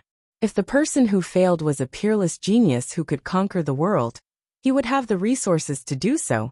But he was not. It's already good enough that my lord didn't curse him in her heart, let alone go on a second expedition. Qiguan Rang let out a long sigh. How could he not know this? "I'm afraid that my lord will be criticized and scolded for being narrow-minded. Can you tolerate such words?" What he was afraid of was taking advantage of the situation and directly using his lord's gender as an excuse, saying that a woman was a woman, short-sighted and narrow-minded. Other people could be magnanimous enough to go on a second expedition, but why was she so unreasonable when it came to her? Putting on airs after being rejected once? She was so unforgiving and unworthy. Didn't she know that talented people were precious and needed to be accommodated? Feng Zhen laughed and said, "Of course I can't tolerate it. But forcing my lord to bend over and do something she doesn't want to do is even more intolerable." Qi Guanreng glanced at Feng Zhen. From his words, it was as if he couldn't bear to see his lord suffer. He raised his hand and snatched the dried carrots from Feng Zhen's hand. "Let's see what else this guy could eat." Feng Zhen cried out in sorrow, "Let's talk things out. Don't steal my snacks." When the news reached Wanzhou, Su Ku and the others already knew what to do. The first batch of people who agreed to go on the expedition had long been thrown to their posts to hone themselves. He, Feng Jin, and the others still had to keep an eye on them at all times to prevent any mistakes. The few of them were still steady and honest, and now they were on the right track. With these people, Su Ku clearly felt his workload lighten. Finally, he didn't have to go home day and night. After receiving Jiang Pingji's reply, Su Ku immediately started on the second expedition. This time, he focused on selecting talents in agriculture and water conservancy. Even when the second batch of names was out, the first batch of people who failed to go on the expedition were still anxiously waiting for news. After waiting for a long time, there was still no news. Finally, someone couldn't sit still. This person had used a lot of connections to find out the news. He felt as if he had been struck by lightning. "My lord said that a melon that is forcefully picked won't be sweet. Since you have other plans, I wish you success in your career." The person was so angry that his face turned pale. He was ashamed, angry, and embarrassed. Finally, he snorted coldly and angrily flicked his sleeves. A woman is a woman after all. She is shallow and narrow-minded. What kind of future can someone who seeks revenge for the smallest grievance have? Even if we don't talk about being courteous, we should at least have tolerance and magnanimity. Now that I've seen her, she really isn't worth it to rely on. A real man has aspirations. How can he succumb to a woman whose eyelids are as small as beans? It's painful and pitiful. Out of the 8 people who failed to go on the expedition, only 2 chose to remain silent. The other 6 couldn't bear the injustice. They didn't shout abuse, but when they talked about the world's situation with their friends, they would always criticize Jiang Pingji. Once their friends spoke up for Jiang Pingji, they would always be refuted. This woman's eyes are as small as beans. If she didn't rely on the reputation of her father, Lu Shi, how could she have the foundation she has today? She's just a woman. Does she really think she can overturn the universe and reverse yin and yang? Don't be fooled by her limitless glory now. In fact, there are many hidden dangers. So what if she controls Chongzhou, Wanzhou, and Hu County? The northern borderline is eyeing her covetously in the north, and the fake emperor is preparing for war in the south. Let's wait and see how long this ignorant woman can be arrogant. Most of the literati cared about their reputation. Even if they didn't say anything, they wouldn't scold her for getting free food, drinks, and books. These people were particularly unconventional and stood out from the crowd. The establishment of the Jinling Pavilion in Wanzhou attracted many scholars to flock there. These people stimulated the domestic demand of the economy. Not only did they make Wanzhou's economy flourish, but they also made Wanzhou's literary style flourish.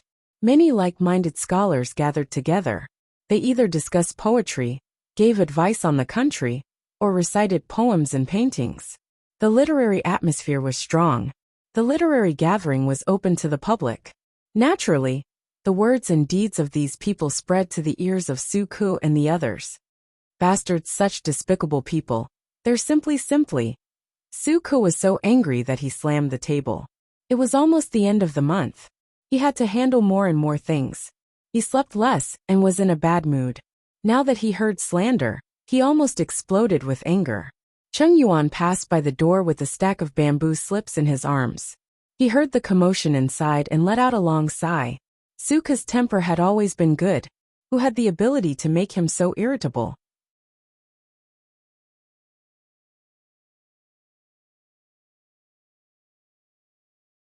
Chapter 906. Jiang Pingji had always treated the civil and military officials under her as little dukes. But how could they not treat their lord as a daughter and accommodate her? Su Ku was so angry that her menopause was acting up prematurely. The vile person in her heart had already turned into a shrew. She wanted nothing more than to roll up her sleeves and kill those people. If he didn't give them a few slaps, he wouldn't know why the flowers were so red. Did they really think that Wanzhou was a charity? Did he really think that they were the stupidest idiots in the world? Did he really think that he could borrow, copy, and read the rich books of the Golden Scale Pavilion without any scruples? Motherf ***, eat their food, use their food, live in their house, read their books, and in the end put down her bowl and chopsticks and scold them? Which emperor gave him the right to do so? Seeing that the black aura surrounding Su Ke was getting thicker and thicker, as if he had hit a bottleneck, Wanzhou's chief steward Su Ke finally flipped out. Gong Liao, come in. When Cheng Yuan, who happened to pass by, heard this, his scalp went numb. He had an ominous premonition. Even though Su Ke had been in charge of internal affairs all these years, and was practically rooted in Xiangyang district, rarely going out for official business, Cheng Yuan did not dare to look down on him. Official Registrar Su, what can I do for you? Su Ke said with a gloomy face. There's something I want you to do. Ruining his mistress's reputation in Wanzhou was no longer just taking advantage of her. If this matter reaches the ears of the Lord, she will definitely reprimand us for not governing properly. It was fine if she was reprimanded, but she was afraid that the world would misunderstand, that the Lord was not strict in her governance, that she was timid, and that anyone could humiliate her. Gong Liao, do you understand? Cheng Yuan said, I understand. In layman's terms, anyone who bullied their lord would be crushed to death. Su Ke's expression softened a little as he said to Cheng Yuan, Gong Liao, come closer and talk. Cheng Yuan obediently stepped forward and sat down beside Su Ke's desk. The two of them whispered to each other. When Cheng Yuan heard this, his expression changed from solemnity to surprise, and finally to pity. Originally, he was filled with righteous indignation at those people who had failed in the conquest. But now, he felt some sympathy for them. Of all the people he could have offended, why did he have to offend these unreasonable people from Wanzhou? His father was right. Wanzhou was a place with crouching tigers and hidden dragons. Su Ke was indeed of humble birth, but when it came to managing internal affairs, he ranked in the top 3 in the entire Wanzhou group. In the whole of Dongqing, he was probably in the top 5. Not only was this person in charge of internal affairs, but he was also deeply trusted by the Lord. There was almost no mess that he could not solve. Once Su Ke made up his mind to punish someone, he could really do it. Cheng Yuan had a mild temperament. His greatest strength was that he was obedient and filial. Cheng Qing asked him to restrain his edge and learn humbly. He would never stand out. He followed Cheng Qing's instructions and assisted Su Ke and the others. While he was busy, he learned how to manage the overall situation and accumulate experience for the future. My lord is ambitious, and her vision will definitely not be limited to one state or one county. When the shop was completely opened in the future, she would definitely send her trusted aides to various places. That would be a good opportunity for Cheng Yuan to display his talents. In the end, Cheng Yuan said worriedly, Registrar Su, if we do this, I'm afraid the outside world will say something bad about the Lord. For example, as the lord of a province, he didn't have the magnanimity to tolerate, and insisted on competing with a few scholars who said the wrong things. How shameful was that? Su Ke sneered and said, Do you think the common people have more mouths, or those pedantic scholars have more mouths? This time, Cheng Yuan did not speak. Su Ke said, I remember that Zixiao had a very good saying. Cheng Yuan asked curiously, What did Master Zixiao say? Offend anyone, but not a writer. At that time, Cheng Yuan did not understand what it meant, but after a few days he understood. The scholars who failed in the conquest spouted nonsense and slandered Jiang Pingji everywhere. For several days in a row, there was no reaction from Wanzhou. The 6 of them were even more rampant, jumping up and down incessantly. The other 2 still wanted to save face, wishing that their presence could be reduced to 0. Brothers, what does this mean? It means that the magistrate of Wanzhou also knows that gossip is a fearful thing, and has admitted defeat. Those people in Wanzhou are just actors from a grassroots troupe, Inferior people who don't know Confucius and Mencius. I'm ashamed to be associated with them. A man is indomitable, not to mention establishing a career, but he can't be subservient to a woman. If anyone were to accept the conquests, wouldn't they be admitting that they were inferior to an ignorant woman? It's really shameful and ridiculous for a man to lose all his courage. I'm afraid that even in the underworld, he'll still be slapped by his ancestors. They refused the conquests not to raise their value and reputation, but because they completely disdained it. Understand? They disdained to work for a woman. The more they danced, the more cowardly Wanzhou appeared. Their uncharacteristic silence made many people laugh at them. However, they were soon unable to laugh. If Suke did not show his power, did they really think he was a housekeeper? The questions for this round are out. They're out. Let's go take a look. A test every 7 days had now become a routine, and it had faintly become one of the ways to select talents in Wanzhou. This way did not require family background, appearance or virtue, only ability and talent. If they met the standards, even if they came from a humble background, they could still enter the eyes of the forces in Wanzhou. For many poor children who sought refuge with no families, this was a golden opportunity to leap over the Dragon's Gate. Every time the results were released, it would always attract a large number of scholars to come and watch. A group of people gathered in front of the notice board. Except for a few simple-minded people, the others saw the questions clearly and felt a chill in their hearts. Unlike the 10 questions announced in the past, there was only one question this time. Repaying enmity with kindness? How do you repay kindness? What kind of question is this? The saint has already given the answer.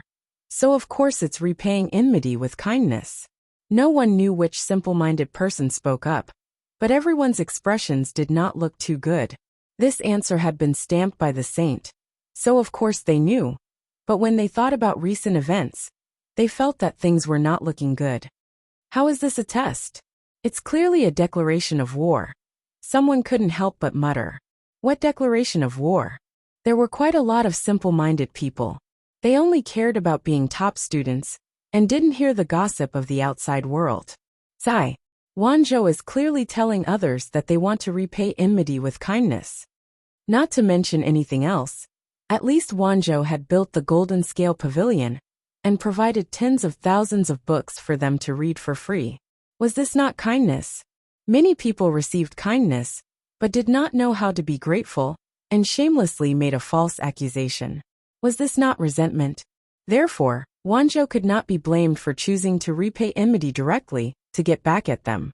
They could only blame the ungrateful ingrates for being too arrogant. Naturally, the 6 people had also seen the contents of the notice. Except for the 3 scholars from poor families who were anxious, the other 3 did not take it to heart. If Wanzhou really had the ability, they could have just sent people to arrest them. Why did they have to take such a roundabout route? Unfortunately, these people did not know that in another plane far away, there was an honest and upright official named Chen Shimi. Otherwise, they would not have such a stupid idea. Chen Shimi was a good and honest official. Because he had offended a screenwriter, he had become a peerless scumbag whose name would be passed down through the ages.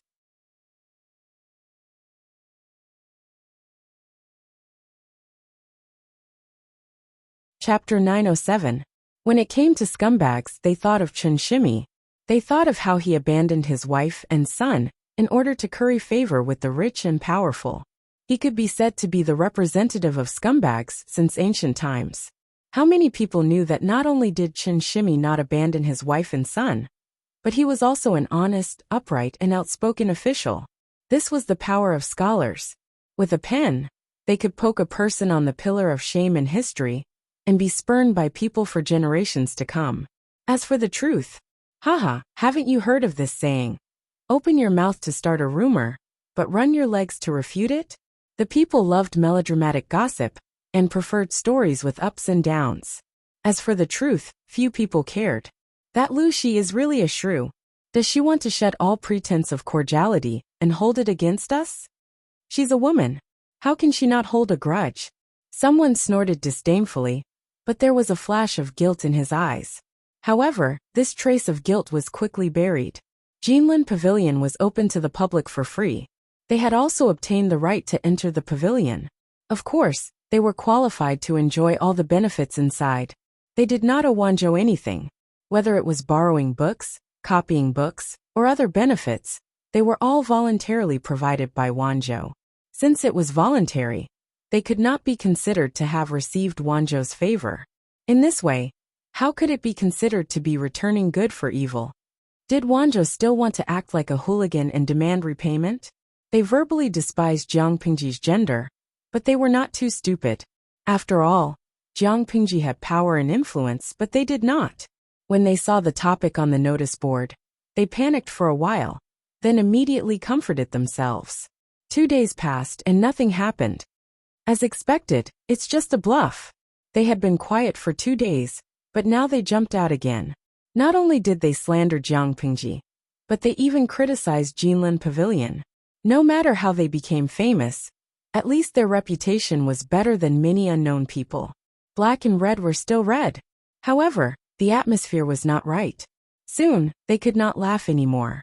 The scholars who had been chatting with them were all gone. Every time they approached them to discuss something, they would always be rejected with all sorts of reasons. When many familiar faces saw their faces, they covered their noses with their sleeves and quickly walked around them. Occasionally, they could even hear people whispering and glancing at them from time to time. Their eyes were filled with disdain. My dear brothers, in the courtyard of the poetry meet, he saw a few friends sitting on the ground in the distance. Everyone had a satisfied smile on their faces, as though they were discussing something. One of them came forward, but before he could bow, the others scattered like birds and beasts. That person stood rooted to the ground like a block of wood.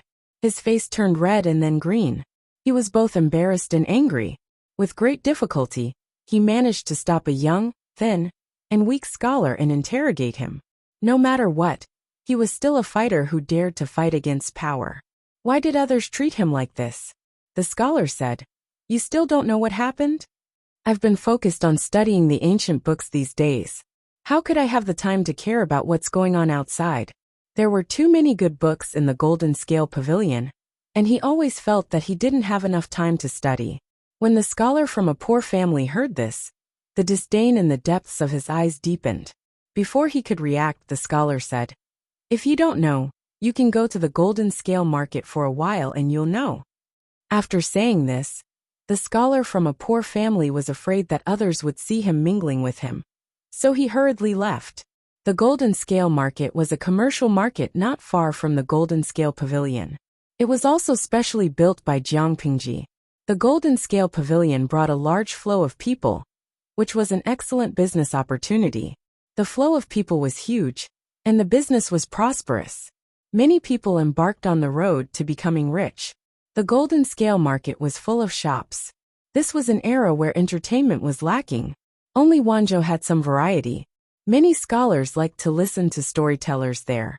Under Wei Xi's leadership, the storytelling industry in Wanzhou was under the unified jurisdiction of the government. The industry rules were strict.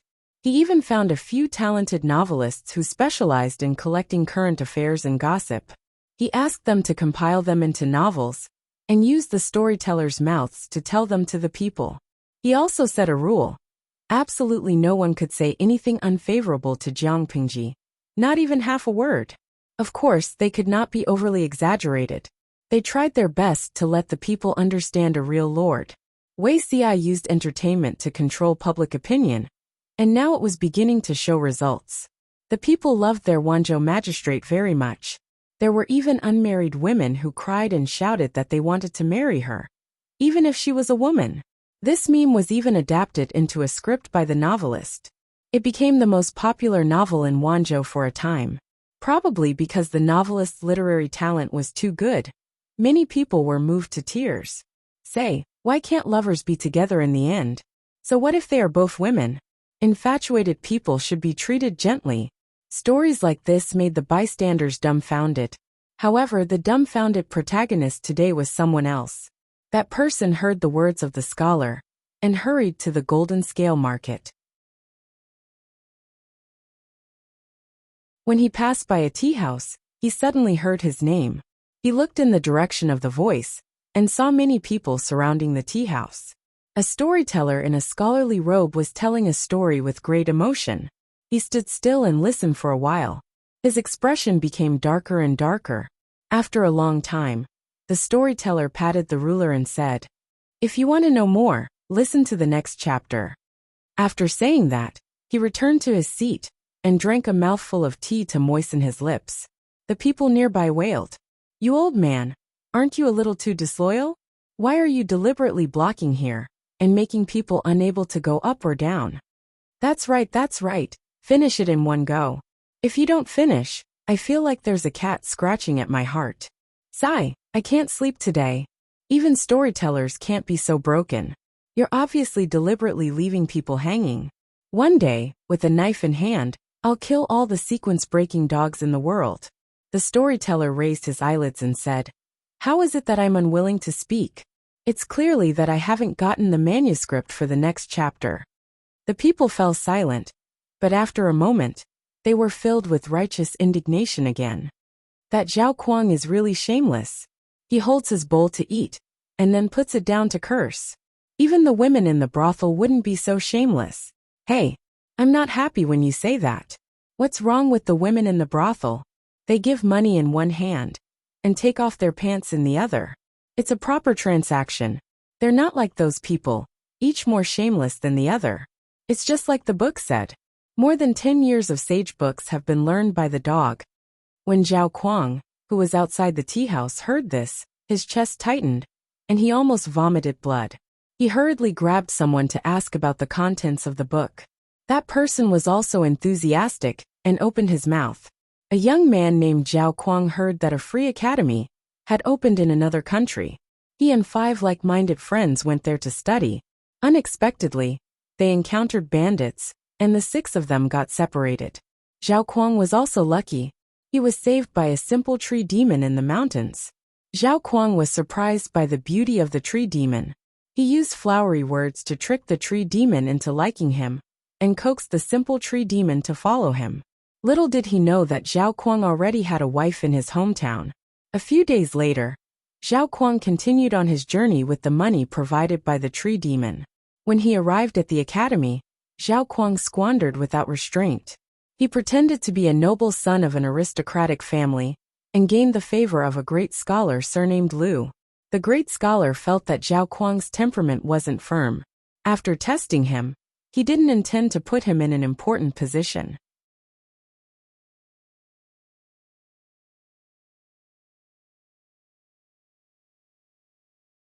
Coincidentally, Zhao Kuang heard that the great scholar had countless books, and went to borrow some from the great scholar. The great scholar borrowed them, and Zhao Kuang benefited greatly from the books. Using this opportunity, he received help from a noble, and was promoted all the way. After he became famous, the tree demon came to Zhao Kuang to repay his debt. However, Zhao Kuang said that the tree demon had bewitched him and burned him to death. When the great scholar heard this, he felt indignant for the tree demon. Everyone knew that the great scholar had lent books to Zhao Kuang, but Zhao Kuang said that his success was all due to his talent, and that it had nothing to do with the great scholar borrowing books.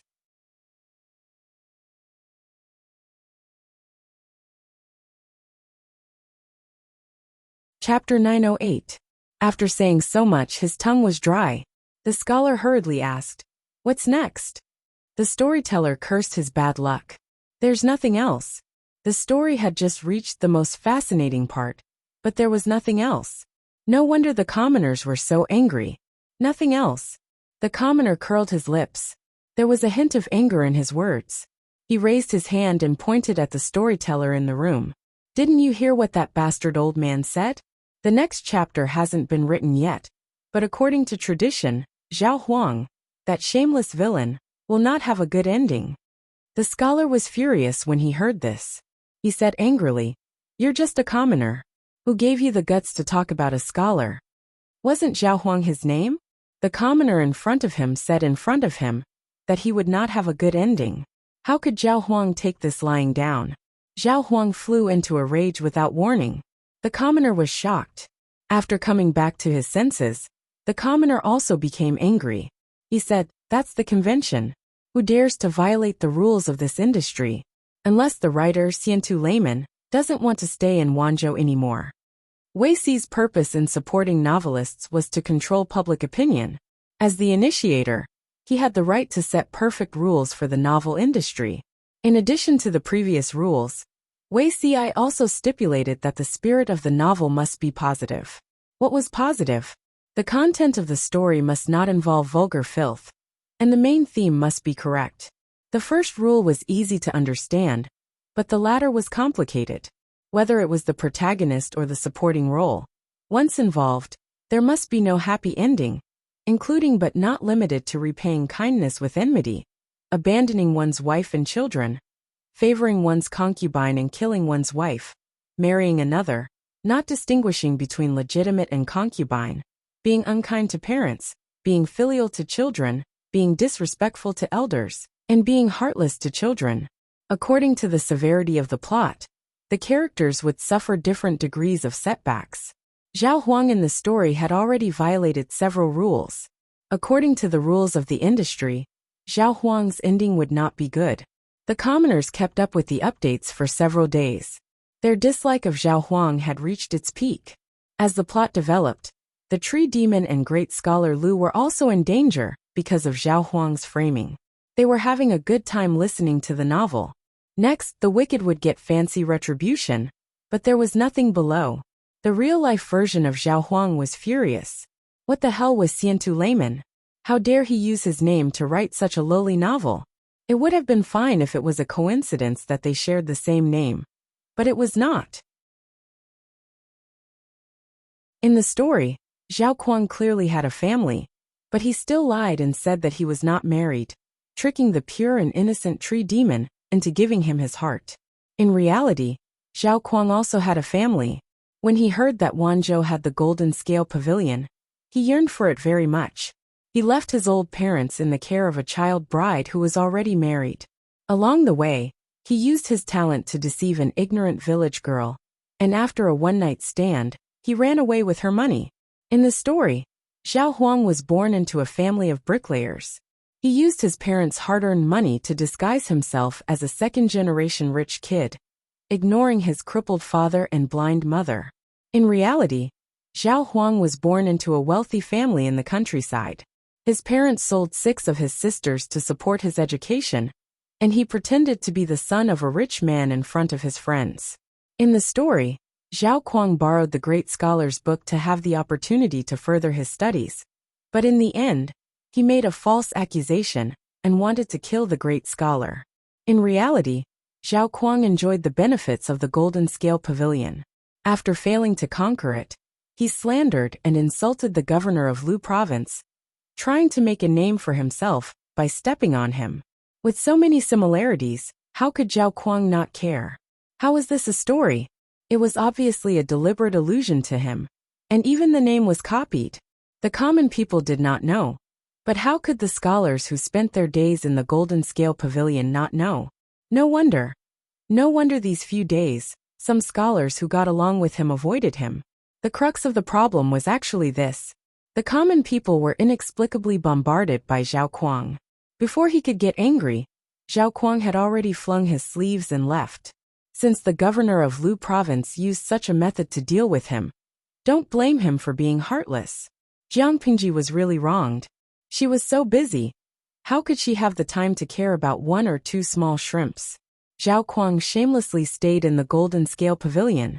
In his opinion, being ostracized and treated coldly by a few scholars was nothing. It was naive and laughable that the governor of Lu province wanted to use such a method to deal with him. Did the matter end there? Of course not. Monk Xiangfeng was a pen holder in Wanzhou.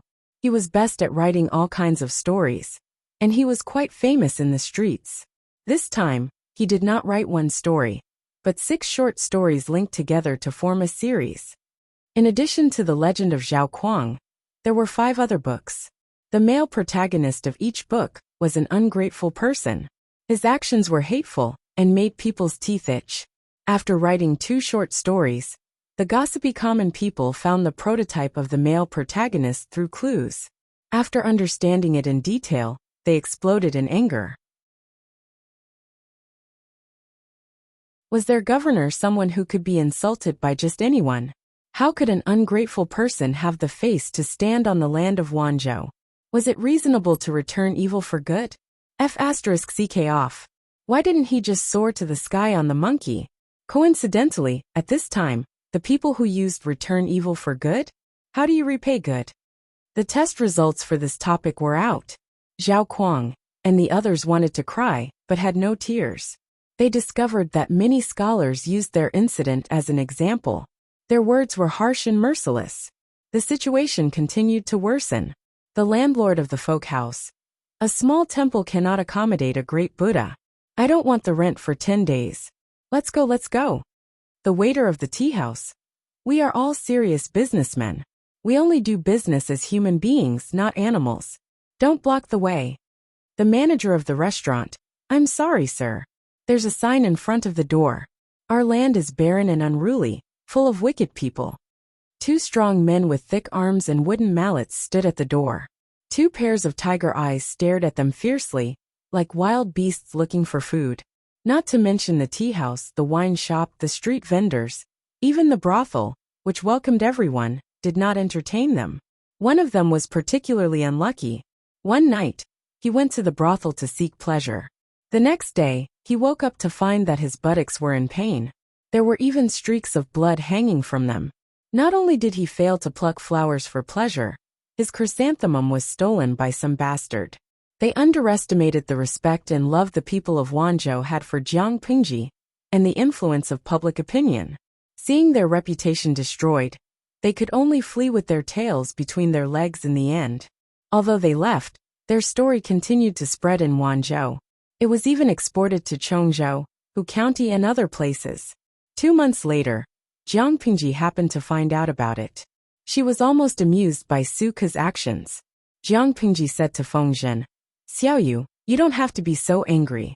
They're just a few scholars who don't know how to appreciate favors. They insulted me. Just chase them out of the Jinling Pavilion and blacklist them forever. Why do you have to go through all this trouble?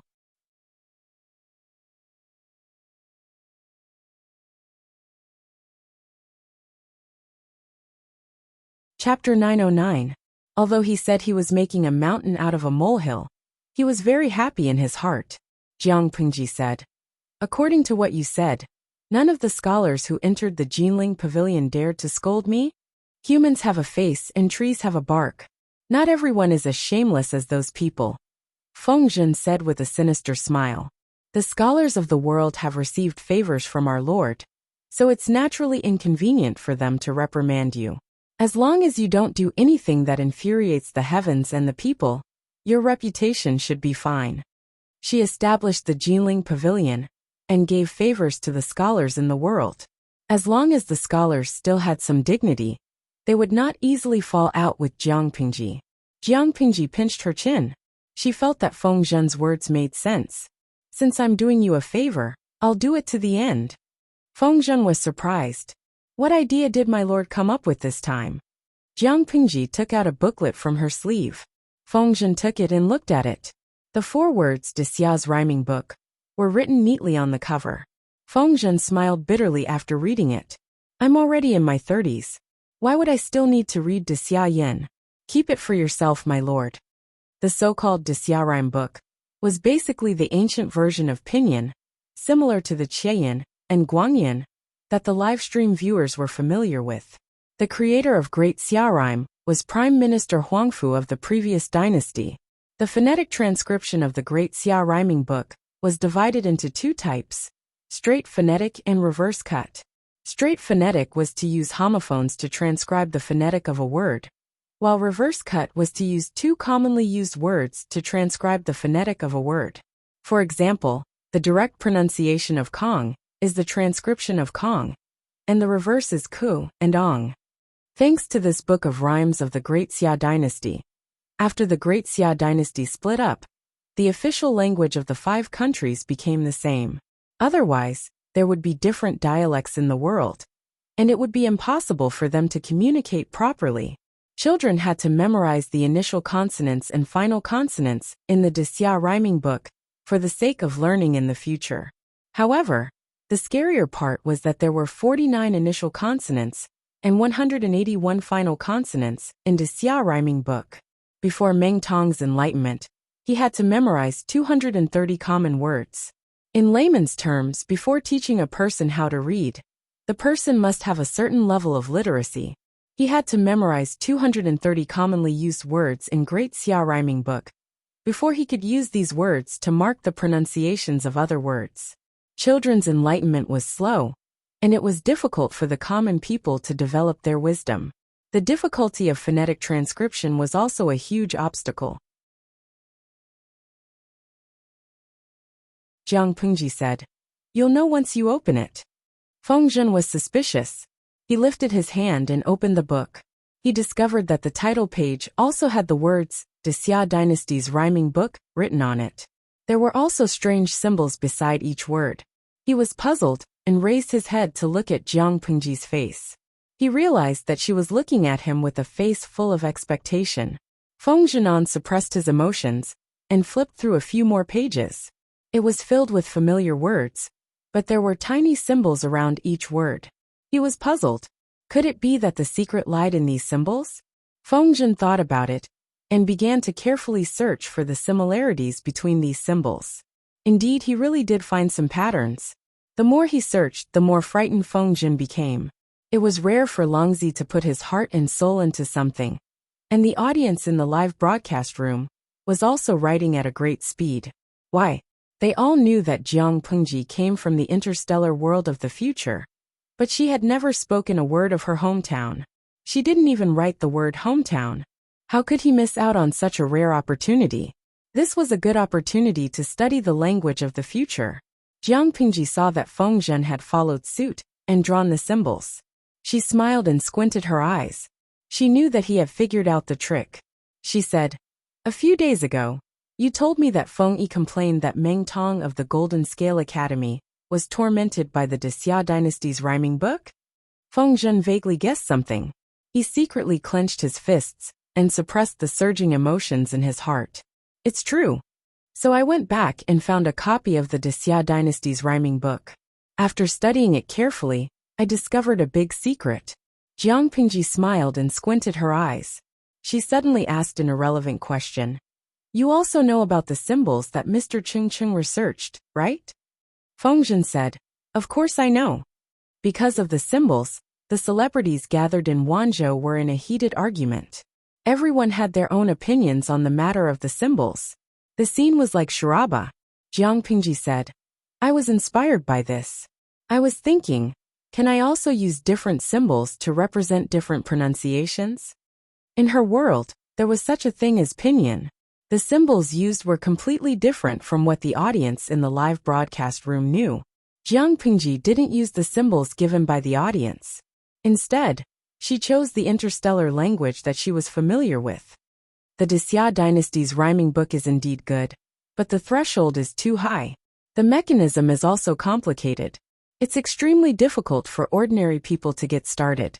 If we use these symbols to mark the pronunciations, it'll be much easier.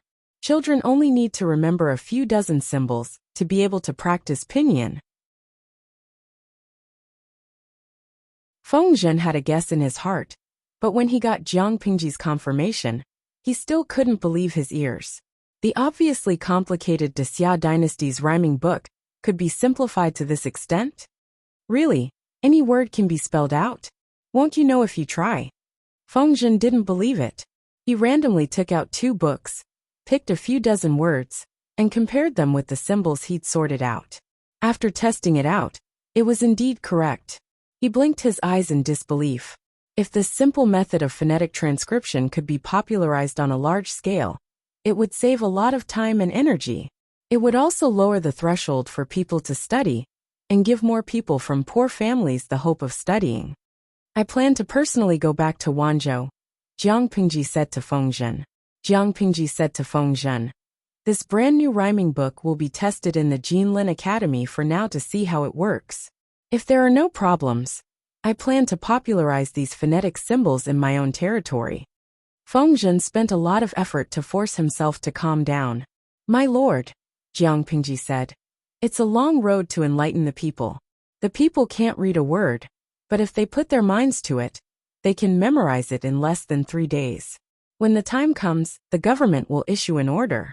One will be written in normal words, and the other will be marked with symbols. The people can use the phonetic symbols they've memorized to spell out the words one by one. Think about it. If that's the case, how much effort can the government save?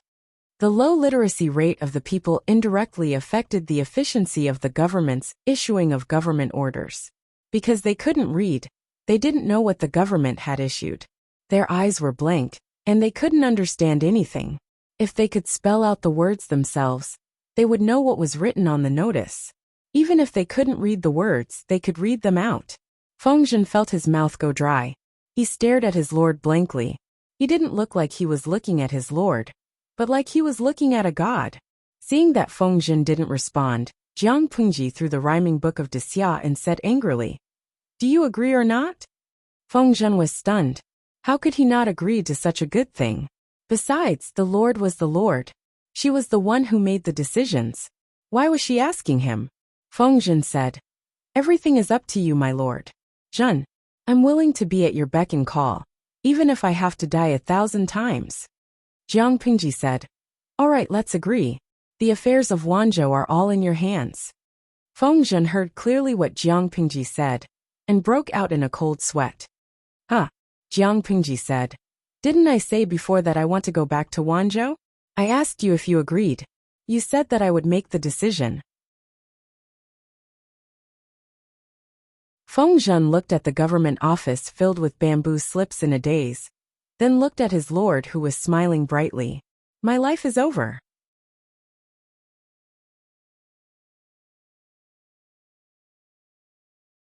Chapter 9:10. Feng Zisher, that's your lord, not your daughter. Don't be coaxed by her sweet words and forget everything, okay? Qiguan Rang had returned from his patrol and found that his lord had disappeared without a trace. He was furious. Feng Zhen felt wrong too. How would he know that his lord was so treacherous? His lord disappeared without a trace. His heart was tired. Qiguan Rang let out a long sigh. Fortunately, the aristocratic families in Chongzhou are holding each other back and can't recover for the time being. There's no need to worry even if my lord isn't here. If Chongzhou really needed Jiang Pingji, according to his lord's personality, she wouldn't leave the mess behind and leave. Now, forget it, let her be. Other than compromise, Qiguan Rang couldn't think of a second choice. Feng Zhen sneered. "Wenzheng, you're talking about me. Aren't you the same?" After saying that, Feng Zhen sighed in his heart and thought. It wasn't that they were being played by their lord. It was clear that they spoiled their lord too much and deliberately let her have her way. The two of them didn't know that their lord, who said she wanted to return to Wanzhou, had taken a small detour on her way back and turned to another place. It was the height of summer, and the sun was shining brightly. Under the command of Wei Ci and the others, the main roads in Shangjing had been completed. The buildings in the city were also planned. "Zixiao, eat some watermelon. This watermelon has been soaked in a well and is very cold. Eat some to relieve the heat, so that you won't faint from the heat." Zhang Ping played the role of a nanny dutifully. He couldn't wait to serve Wei Ci the porcelain beauty. Wei Ci looked up at the sound and took a plate of watermelon from Zhang Ping. The skin was peeled off, and the flesh was cut into evenly sized pieces. It was placed on the plate. It was bright red and looked very appetizing. Wei Ci laughed. "How can I be so weak? You, on the other hand, are paying less and less attention to your appearance. Look at Zhang Ping's attire. He was dressed in coarse linen clothes, and his long hair was wrapped in a cloth. He also had a wet face cloth on his head to block the sun. Why else would they say that Zixiao is an immortal who descended from the heavens, and we are mere mortals made of mud?" Xiao Guang was panting heavily. His clothes were drenched in sweat again and again. The skin that was exposed was tanned to a dark brown color. He laughed and teased Wei Ci. "Zixiao, look at Shiheng and then look at Guang. One is darker than the other. On the other hand, your skin is still as white as snow. I am very jealous when I see it." Xiao Guang had only joined Wanzhou later, but he, Wei Xi, and Zhang Ping had lived and eaten together at the construction site in Shangjing for a year, so they naturally had a deep bond. Wei Xi smiled. His skin glowed faintly under the sunlight. He was as pure as a celestial being. What's there to be jealous of? In Xi's opinion, he's at a great disadvantage. Wei Xi joked. I spend a lot of time under the scorching sun every day, but my skin never gets tanned. Those who don't know what's going on might think that I'm slacking off and trying to fish in troubled waters. Wei Xi and Xiao Guang were chatting and laughing when the messenger rushed over in a hurry. Wei Xi furrowed his brows. What happened? The messenger replied. Reporting to the 3 sirs, the Lord is outside the camp. What? The 3 of them widened their eyes in astonishment. Wei Xi, who had not sweated before, could not help but break out in fine, hot sweat on his forehead. Quickly go and welcome the Lord. Jiang Pingji's arrival was too sudden. The 3 of them had not received any news at all. After a flurry of activity, Wei Xi and the others finally saw Jiang Pingji. They bowed respectfully. Greetings, my lord. No need to be so polite. I was just about to rush back to Wanzhou from Chongzhou, so I stopped by to see you. Jiang Pingji dismounted from the horse and took off the bamboo hat on her head to block the sun. She stood in front of the 3 of them and let out a long sigh. Zixiao has tanned. Xihing and Chongming have also lost a lot of weight. Zhang Ping and Xiao Guang were speechless. It's not hard at all. It's my duty to share the Lord's worries and burdens. The 3 of them bowed again, but they could not help but complain in their hearts. They said that Wei Xi had tanned. Are you sure there's nothing wrong with his eyes, my lord? Jiang Pingji had rushed back to Wanzhou for important matters. She made a small detour to Shangjing, so she did not stay for long. The night was cool. Jiang Pingji went to Wei Xi's door and knocked lightly. My lord? Wei Xi was dressed in pajamas and had a light cloak draped over his shoulders. What brings you here so late at night? Jiang Pingji entered in a flash and said with a smile. Zixiao, did you receive the letter I sent you? Wei Xi's hand trembled, and his heart skipped a beat. He had the urge to break into a run and run out of the house. I received it. His heart was flustered and his mind was in a mess. His cheeks were flushed. It's good that you received it. Jiang Pingji sat down as if there was no one else around. She smiled and asked him, Zixiao, do you have anything to say to me? It was dark in the house. Wei Xi could barely see the outline of a ball. He did not say a word, and prepared to light the lamp. Zixiao, come here. There's no need to light the lamp. Wei Xi could only retract his foot that had taken half a step, and turned to sit near her. As soon as he sat down, his right hand was held by a warm and slender hand. The heat seemed to rush through his skin straight to his heart. Zixiao, I missed you. Jiang Pingji repeated the contents of the previous letter and asked again. Don't you have anything to say to me? It was too dark in the house. Wei Xi struggled to open his eyes wide, as if he wanted to see her expression clearly. After a while, his lips moved and he spat out a few words. My lord, why do you have to do this? He gave up the idea of withdrawing his hand. Competing with the person in front of him with strength was simply asking for trouble. Jiang Pingji said with a smile. Zixiao, why do you have to do this? There's nothing wrong with being honest. Wei Xi was about to speak when a figure rushed into his arms. Before he could react, he had already been pushed onto the mat. At this moment, his heartbeat showed signs of breaking through the limit. Don't move. Let me lean on you. Her voice was a little weak. He rarely heard it. Even during the most dangerous times in his previous life, Her Majesty was so stubborn that she refused to give in. Those who provoked her would be killed. Those who blocked her would be slaughtered. Wei Xi was in a daze. 2 arms wrapped around his neck. He was so scared that he did not dare to move. How did this look like weakness? Suddenly, 4 words popped up in his mind. Showing weakness to the enemy. After a while, Wei Xi listened to the person on top of him speak. I have a frog that I really like. Unfortunately, I can't bear to put a lid on it. I'll keep it for the time being.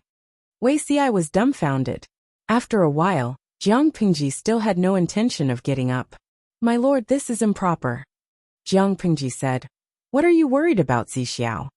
Wei Xi fell into silence. He said, My lord is a smart person. How can you not understand? No matter what, he just didn't want to become a stain and weakness for her again. The experience of his previous life was just a dream. Jiang Pingji was a little sullen. At the end of the day, Zixiao just doesn't believe me. She simply got up. Wei Xi felt empty instead. My lord. What did you call me? Wei Xi choked. Jiang Pingji burst into laughter. She did not want to really scare Wei Xi. If I had a female name, what do you think I should be called? Wei Xi was speechless. He was not scared, but he was scared silly. He was sure that his disguise had been exposed by his lord. Zixiao, trust me this once. Wei Xi was flustered. That Jiang Pingji can't protect you, but I will never make the same mistake. She thought about it, and felt that it was better to put a lid on the frog and suffocate it. You're tuning in to the Li Mei's Wuxia Whispers YouTube channel. We're so grateful for your support, and don't forget to subscribe to join us on this incredible journey through captivating stories. Your generosity through donations truly makes a world of difference, as it's the primary source of revenue that allows me to expand and enhance this channel for you. Thank you from the bottom of my heart for being a part of this adventure.